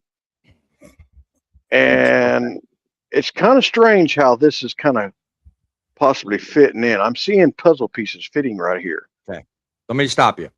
And the reason is because you're missing the obvious piece. What Sean's alluding to, and what I was trying to get to with my explanation, is what they want to do eventually is, with all this money, they want to eventually develop standalone lanes that will not house regular car drivers. Like you and me, we won't be in these lanes. These lanes will specifically occupy only driverless trucks. They're doing that in what they're trying to do. Yeah, what they're trying to do is what they're trying to do is build the infrastructure that has just only driverless trucks that are all predictable, all housed, and all maintained to do one thing, and that's carry the volume of the freight that they want to take away from us. You know, we have to navigate regular traffic. We have to deal with traffic lights and other people. Okay, all right. I see your point, but I'm raising you something on this. The factor of it is, think about it. This is Florida.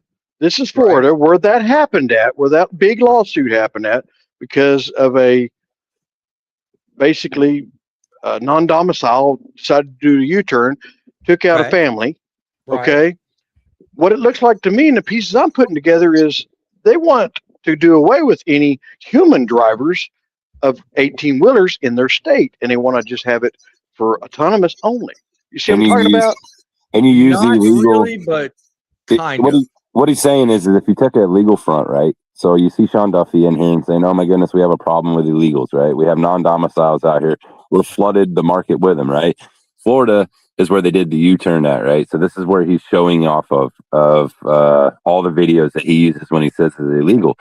Well, why wouldn't you want to invest $142 million? You got guys out here doing illegal U-turns, and you got guys that can't drive. Now you use that face. Thank you. The money to put it where it's at. So if I was a Floridian right now, and they say, well, geez, you invested $142 million into it, why don't we invest more? These guys are out here killing families and unaliving everybody because they're doing U-turns.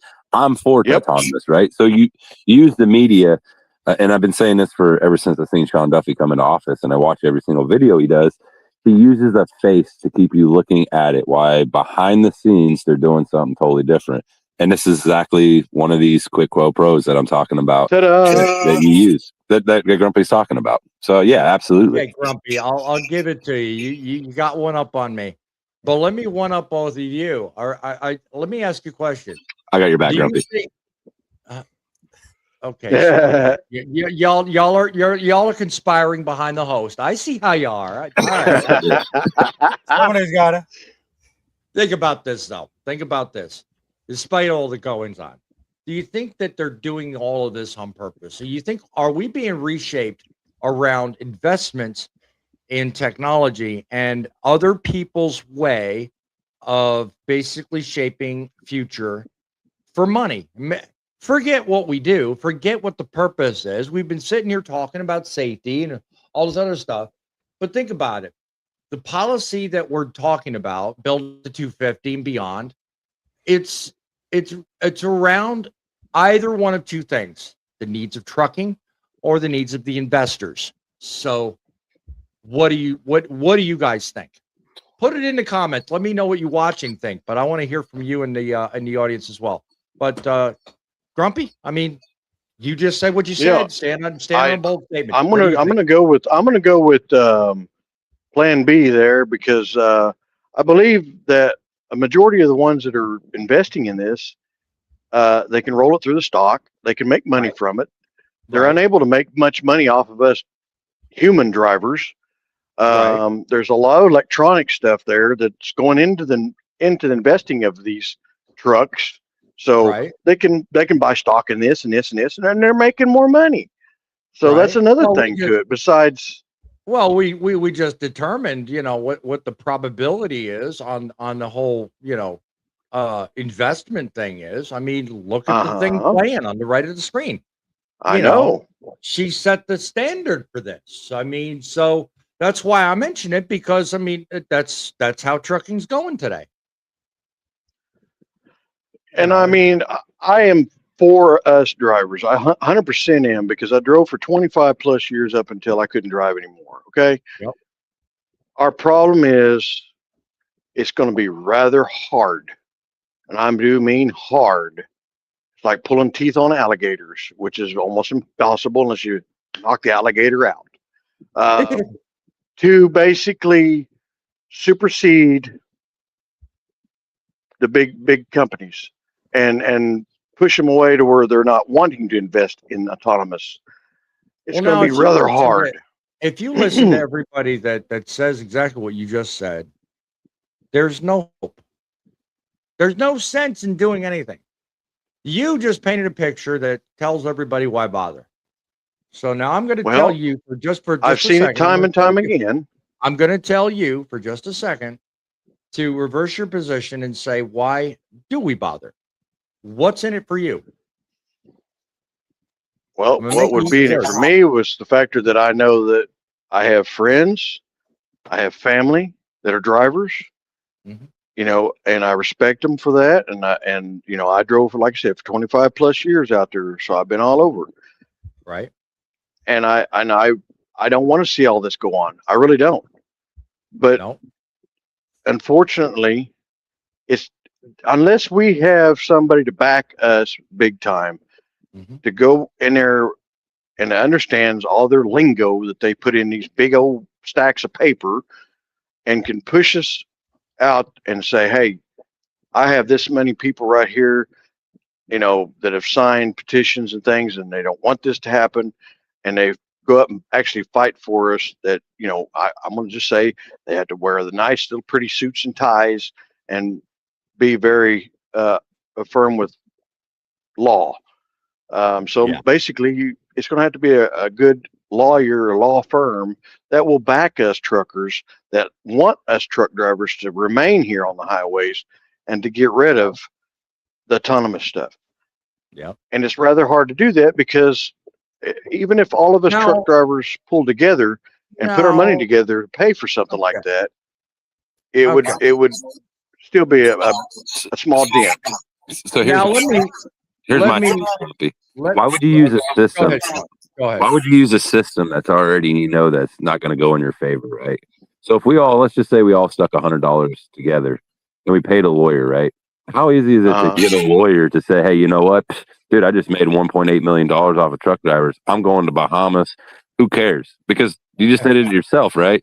That, okay, maybe we don't do nothing about it, right? I think ask him the $8 question. I think if truck drivers actually care about the industry, or a person that's involved in the industry, if we all was to do it ourselves, take that $100 that you're talking about or putting our money together and put it in yourself to say, hey, you know what? I'm going to send a letter. I'm going to go there. I'm going to talk. I'm going to do this. You know, these are the things that a system can't be broken, right? There's no way to control a system when there's no money to control, right? We look at the convoy that came across Canada, right? Look what happened. The guy they pulled all of his money. They froze all of his accounts. If people done it, how are they going to freeze everybody and say, oh no, you guys ain't coming in here to have a conversation with us? And that's the way we look at it. Sean, ask him the $8 question. What's that one? $8 a mile. Well, that's the thing. Absolutely. So, if we were to pay you to the $8 a mile, would you start looking into what's going on in the industry? Or are you going to chase that dollar? You're going to go chase the dollar. Chasing the dollar. Yeah. I mean, and that's what they're doing, right? Chase after money. Yes. Oh yeah, both of you giving the same answer I did. Which at first I thought, well, why do that? You know, because part of you says, why sell out the industry? But the obvious part of you is like, well, no, because how can there be an industry if I don't survive it? So that $8 a mile is like, that's my way of surviving. So you have a conundrum at your feet when you're faced with that possibility. I'm trying to prove a point here because I trump all of y'all as far as driving history and been in this industry as far as driving a commercial vehicle. Okay. Right. I got 25 years in it. Right. And over those 25 years, we've had a lot of things change. ELDs, you know, we went from paperless logs to ELDs. That was fought and fought and fought. Did we win it? No, we didn't. They still implemented it. We still had to do it. You're chasing after a damn chicken with its head cut off. I know we want it done, but we're going to have to go through legality ways in order to do this. Okay. No one's going to listen to us. But then look at the legality ways that we went through with the LDs. Okay, so now here's the question. Now here's the question I want to favor everybody with and think about for 10 seconds before anything's said. Okay? To Grumpy's point, yes, we're going to have automation. To Sean's point, there needs to be a lot of reservation to this because there's a lot of ultimate purpose. And to your point is, you know, anything is just too outrageous. My point is this, okay? Everybody's got their part in. Think about it this way. We originally had problems with ABS technology. We originally had problems with lane departure when it first came out. And we today look where we're at, okay? Nothing's threatening us, nothing's killing us except the obvious, okay? Think about it this way. Is there a point? Could there be a point where there's an acceptable norm without a threat to our lives and to our safety? Think about it that way. And the reason I say this, and I'm not trying to be stupid, I'm trying to be realistic here. Yeah, that's me. I'm the realist.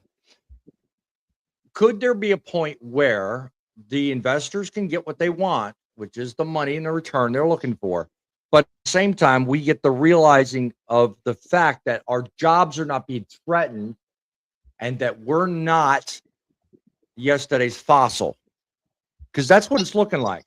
The more they put in this thought of automation, the more we see the possibility that we could no longer have a way of life. Here's one of the things I would suggest and limitations of it. Being that we're not going to probably beat the idea of automation being put in trucking, I say there should be a cap on it. Go ahead. I say there should be a cap. So they can't have more than so many semis that are automated to drivers. They have to keep us drivers going. Okay. Some way, somehow. They cannot go off and just replace us totally. Okay, that works until why think Pate says. Well, you can come up here and straighten us out on that. But I mean, I get your point, but that works until it don't. That's my point. It works until it don't. You know what I'm saying? Well, here's the problem, right? If you look at what they're saying, again, if you get in the machine, right, and what they're telling you is, oh, we're not going to replace all the trucks. What we're going to do is just make it to where you have different jobs into it, right? But then we have to look at, okay, what are you going to do with autonomous? How are you going to do the pre-trips? Are you going to do the strapping down? Are you going to open up and close the doors. Nobody get me started on that. Yeah. So what you're saying is let's put a cap on them of saying that they can only have so many in the industry. You can't really, honestly. That'd be like saying Swift can only have so many trucks, right? That's the other thing. Here's the difference. That's the other thing. But here's the difference. You forced my hand. You forced my hand. But here's the difference. But here's the difference. Well, here's the difference. So Swift is not going to be having technology that one can be hacked and be a terrorist event against us, right? So they can have as many as they need. They're not going to have technology that might glitch out and create an accident on the family, right? They also don't have Swift don't have the technology to where if somebody's walking behind and it backs into somebody that's walking behind it and it crushes them between the building because the system glitched out, right? There's so many things that could kill people if they ain't done right. So that's the difference between how do you look at this and say, how do we put a cap on it? Or do we say, hey, you know what? You're going to come into this industry, but you're going to do it the way we did it. We're not going to give you bills that pass and pave the way for you and you get the easy way. When we all have to do a logbook, I'll be damned if you ain't going to do a logbook. If we have to get out and put triangles out on the side of the road, you better have somebody in that truck putting out triangles out on the road. We're not going to give you an exemption for, we're going to put lights on it. Because how many times have I hosted live shows where I've said we need people in the things as pilots? Well, and here's the thing, Grumpy. You said you got 25 years into the industry, right? Mm-hmm. In those 25 years, you had to follow mandates and laws that was pushed down on you that you had to follow. Why would we want to let technology to say, hey, you know what? You don't have to follow the rules. You're going to be self-mandating. You're going to be able to do your own pre-trip inspection. Hell, you don't even have to go in through a weigh scale. We don't even want you to weigh it down because your technology is going to be better than the human driver. Let me tell you something. I don't know about you guys. When they're saying that they can get better fuel economy than I can promise you that's BS because you're doing it on a computer where I know how to drive that truck and shift the gears at the right time. I know every ounce about my truck. Then I will beat them on any time. I don't care. I'll put it up against an 80s model truck to their 2026 truck that I can outshift them going up a hill and actually keeping my RPMs down and maintaining it. For Christ's sakes, look at these Volvos when you go up a hill or these Kenworths. Man, when you get up there, and it's just screaming, right? I don't do those things. So for them to say that the technology is going to be better than a human, I'm going to draw the line in the sand right there and tell them to bring it. I never stated that the technology is going to be better than us humans. I said that it's there.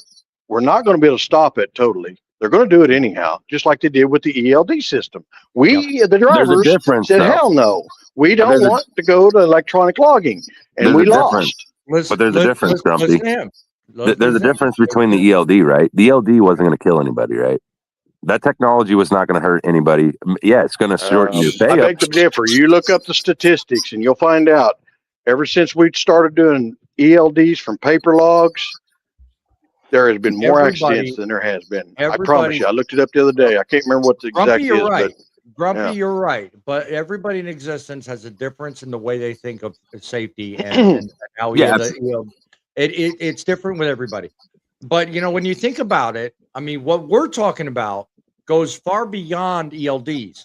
It goes beyond whether or not the same rules that apply to you and me when we're on the road, when we're doing the job, are they going to apply to them fucking, pardon my French, are they going to apply to those machines who are not manned by people, who are not responsible to the same rules? That's the problem we're having because, it takes something as simple as what he just mentioned a minute ago. Pre-trip inspections. Who's going to do them? What law is going to say that they even need to be mandated? And what makes it even necessary for these machines that are going to be running the roads even follow the same set of rules that you and I do? Right. They don't have to go through a weigh scale, right? They got to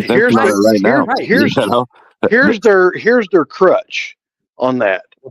What's that? Supposedly, whenever these trucks go out, whenever they make their destination, then they go through them thoroughly and make sure everything's good, make sure the trailer is good, make sure the brakes are good, make sure all that is. Then they send them back out and they check them at the next place. They're doing it a checkpoint only whenever it stops and whenever it goes in, or whenever they have it fueled. So if they have to stop it at a pilot, for God's sakes, I don't know. I heard somebody say something that they were getting in cooch with this auto stuff.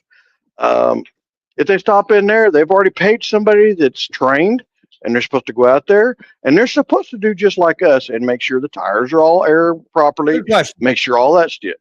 So that's what they're going to try to do. Here's a good one for you, Grumpy. Pay attention. Let's say automated truck drives 400 miles and ends his trip in Minnesota, St. Paul, Minnesota, to be exact. In order to do that, he has to drive through, correct me if I'm wrong, but the name of the place is St. Croix. That's a way station located just outside of St. Paul that you have to drive through if you're going east or westbound. Okay. Now, it's an automated machine. There's no human person in this whole thing you're talking about, right? But because it's, let's say it's been in service for, I don't know, 8 months, right?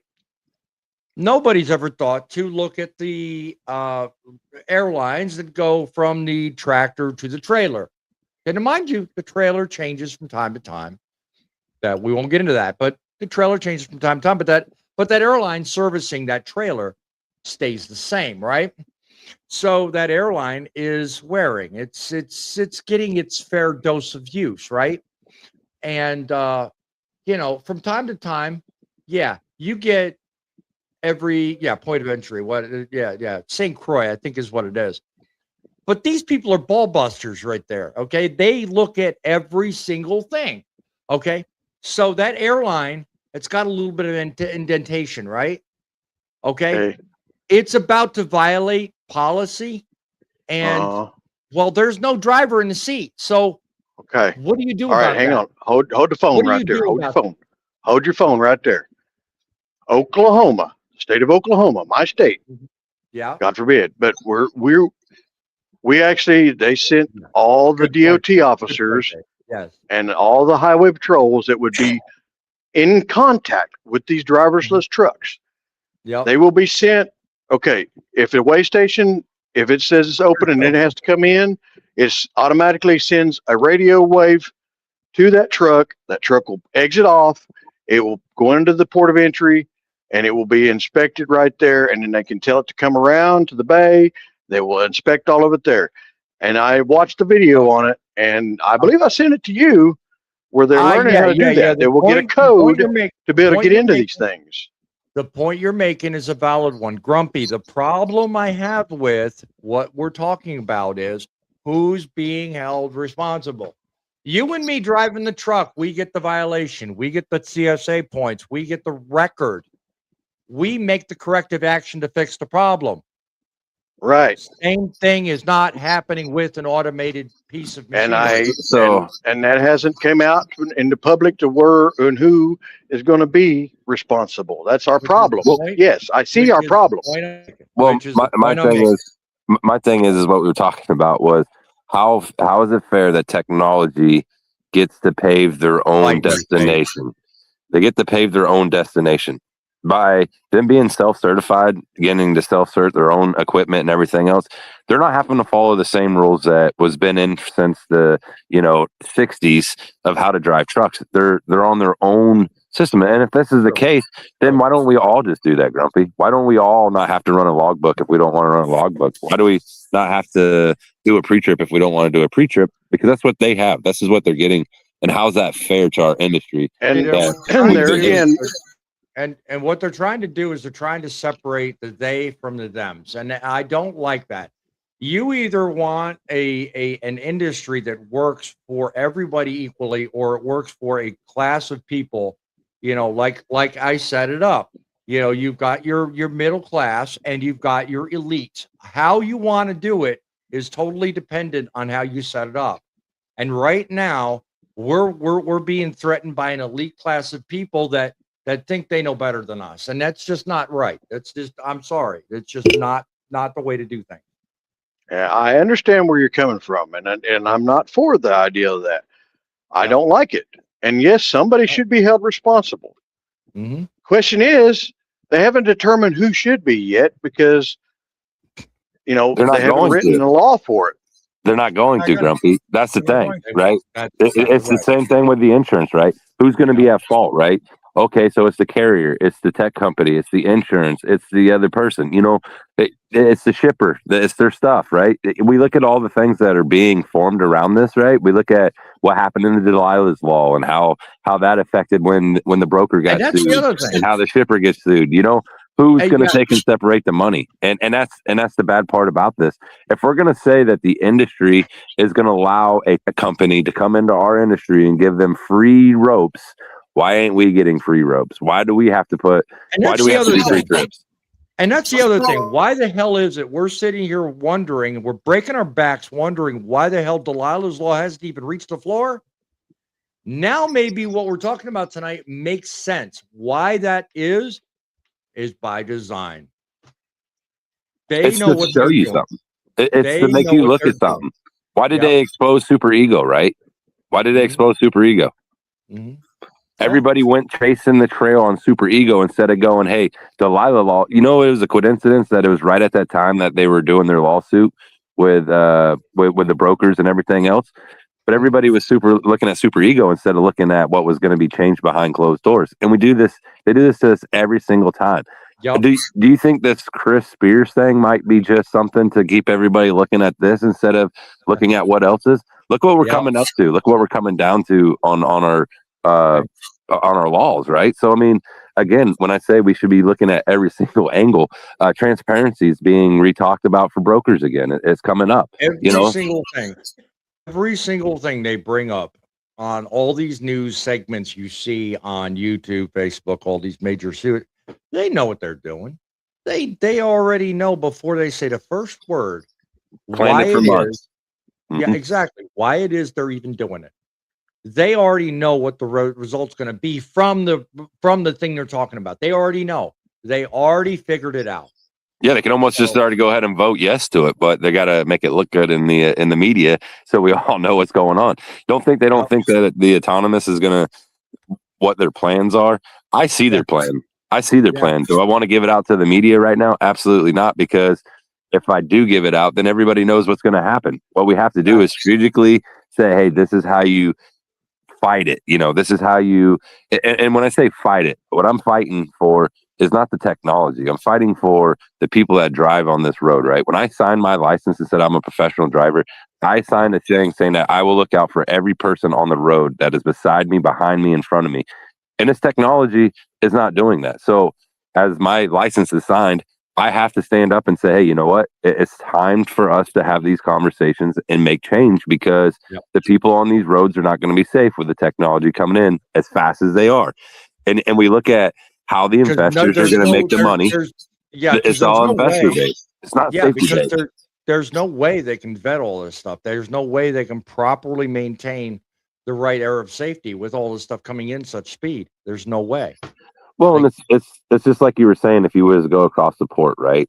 And you're like, how and the hoses being weared. They have that part figured out, right? They have sensors that they're putting in every single day, right? They got a grant going on right now for trailers because they have everything in the truck where, you know, the technology, if somebody's beside you, it'll beep at you so you don't get over into those lanes. What I want to see research done on is if this system fails, how many accidents that are sideswiped because the technology didn't pick up the vehicle beside them, and they just ripped over. Because when you rely on what you're saying, and I agree 100% what you're saying, Sean. My thing is accountability.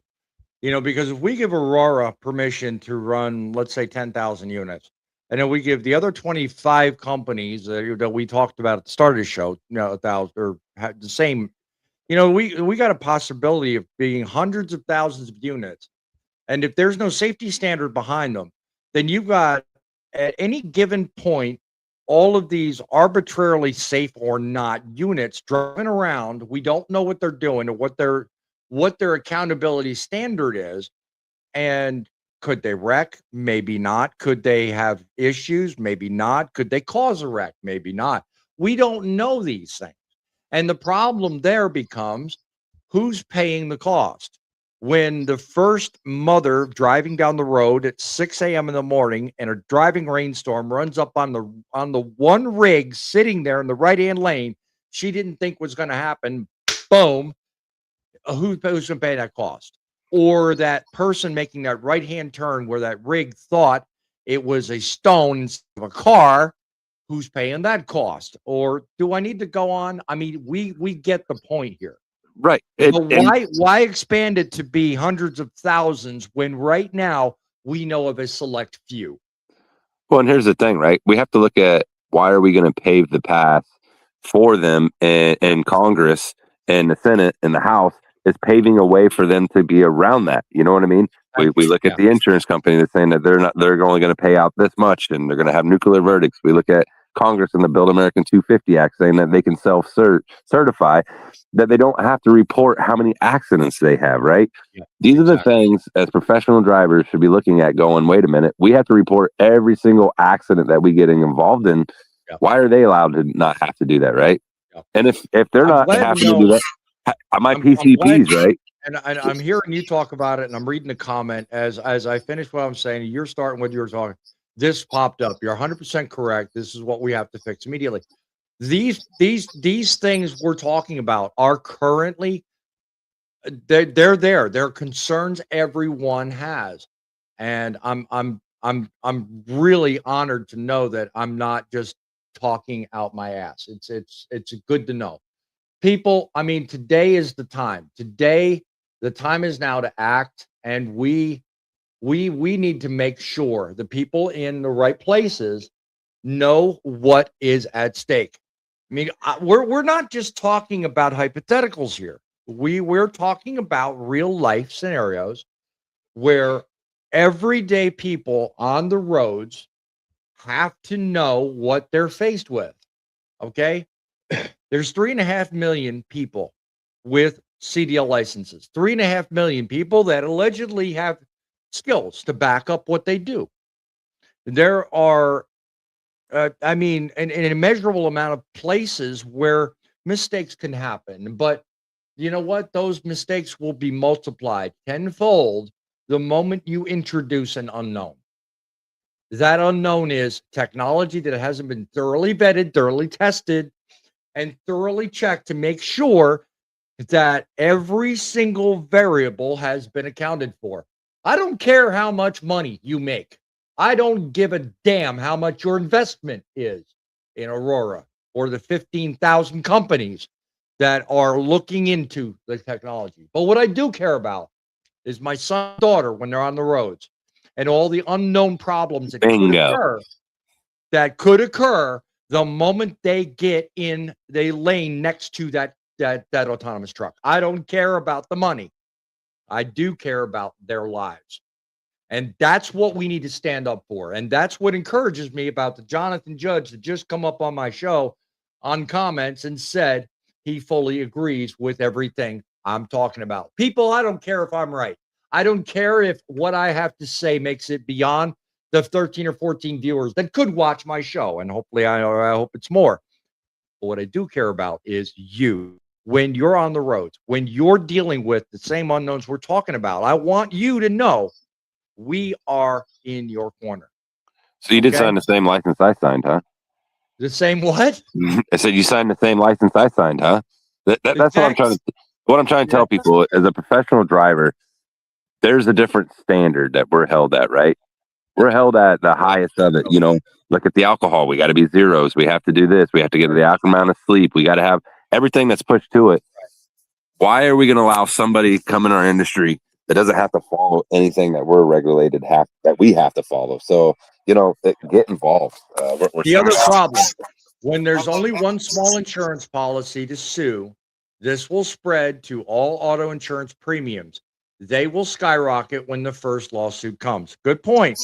You know, and that goes to the insurance caps you were talking about last week on Vince's live. Go ahead and elaborate on that, Sean. Yeah, I mean, and that's what a nuclear verdict is, right? So, yeah, you might sue for $100,000, but you're only going to get about $10 million of it, right? A lot of people think these nuclear verdicts that they hear, and they're like, oh my goodness, C.H. Robinson just got sued for $100 million. But then you look at what they actually. How often do you hear about limitations or nuclear caps or whatever you're talking about to an individual? Never. Oh. Never.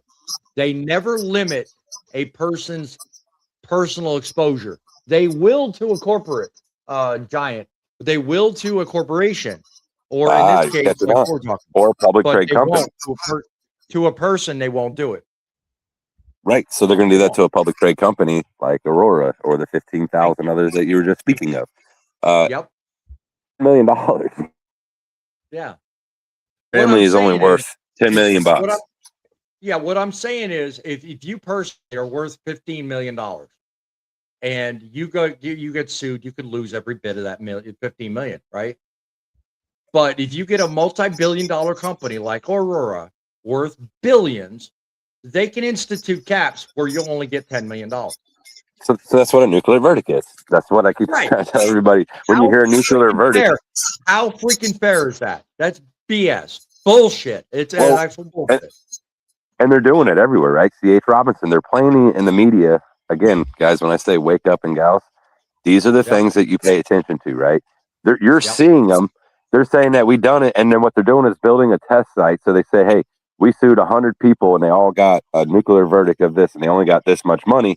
Hello. I don't know why you guys are complaining about it now when we already did 10 people that already had that. So, guys, get in line. Set it up. These things that we're seeing being staged on purpose. The question relies on you. You got to do the research. You have to look into it and see what's being done. And that's where it's important where truck drivers get involved. But send letters, find out, send Foley requests, everything you possibly can, because nobody's going to fix our industry. It's going to be us that has to fix it.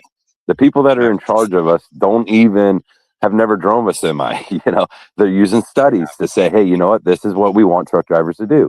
So when we look at all these things that's happening for a reason, for a stage, and we're just playing into them. And now it's time for us to step up and say, hey, you know what? Haha, funny game. You're not going to do nuclear verdicts on transportation. We're not going to allow it. We want it to be able, if I kill a family of 5 people, should be able to sue me for billions of dollars or whatever I have to offer, because that's what we had, right? When Grumpy was talking about, I've been out here for 25 years and he's had to follow these rules for 25 years. Those are the same rules that we should be following over and over again, because that's what our forefathers put down for us and said, hey, you know what? These are the rules we want you to follow. Why are we letting a big tech come in here and make their own decisions, create their own industry? Because that's what they're doing. They're literally creating it to what best benefits them. So guys, get involved. I encourage every single person in this live tonight to send letters. We're sending a campaign letters to the Senate right now, talking about autonomous trucks, and make sure that they answer the questions before they allow these things in the Build American 250 Act come through and change our industry for the best benefits, not the truck drivers. 10 for DC, but the investors. Investors are making the money on this. So get involved and let's protect our industry and not let the investors have what their way. 10 for DC is your opportunity to make a difference. What date was that again? 10 for DC is being September 30th to October 3rd. Yeah, so, September. So and DC is going to be after the time that they're voting on this Build American 250 Act. So guys, get involved before DC 10 for DC. It's another stepping stool that if something doesn't go our way, we have something else that we can use for a platform to actually speak up. So again, if whatever they pass, we have to amend it out of there. It's never a dead end where we've won. Tomorrow, there's going to be something else they're going to throw at us in this industry. But it's to do our part. We should be following along and seeing what's going on. We've covered a lot tonight. There's a lot of ways in which the leaders in trucking are obviously the emperor's clothes is falling off. People, we know what's going on, and I'll tell you honestly, the sooner you wake up and the sooner you realize what's really going on, the better off you'll be. I mean, obviously. Tonight, we held a discussion here on this live show about the trucking industry on trial. We've determined that there's a lot more special interests in going on behind the scenes than what we really truly know. Get involved, talk to your local representatives, make it known that you want trucking back the way it was back in the day. You want control of your future. You want control of your truck. You want control of your life, because every time they pass laws and you don't know enough about it, well, that's when you give up what little control you have. So together with We the Truckers and Truckers Unite Now, I am on a mission between now and September 3rd, what I call 250 Watch, and I intend to make it known to everybody that you do have the power. You have the power of making your voice known. All you have to do is use it. It's that simple. Say what's on your mind. Let us know what you're thinking, and we will document it. We will hear it. We will transmit it. And we'll put it here on this show. So I encourage you, be part of that.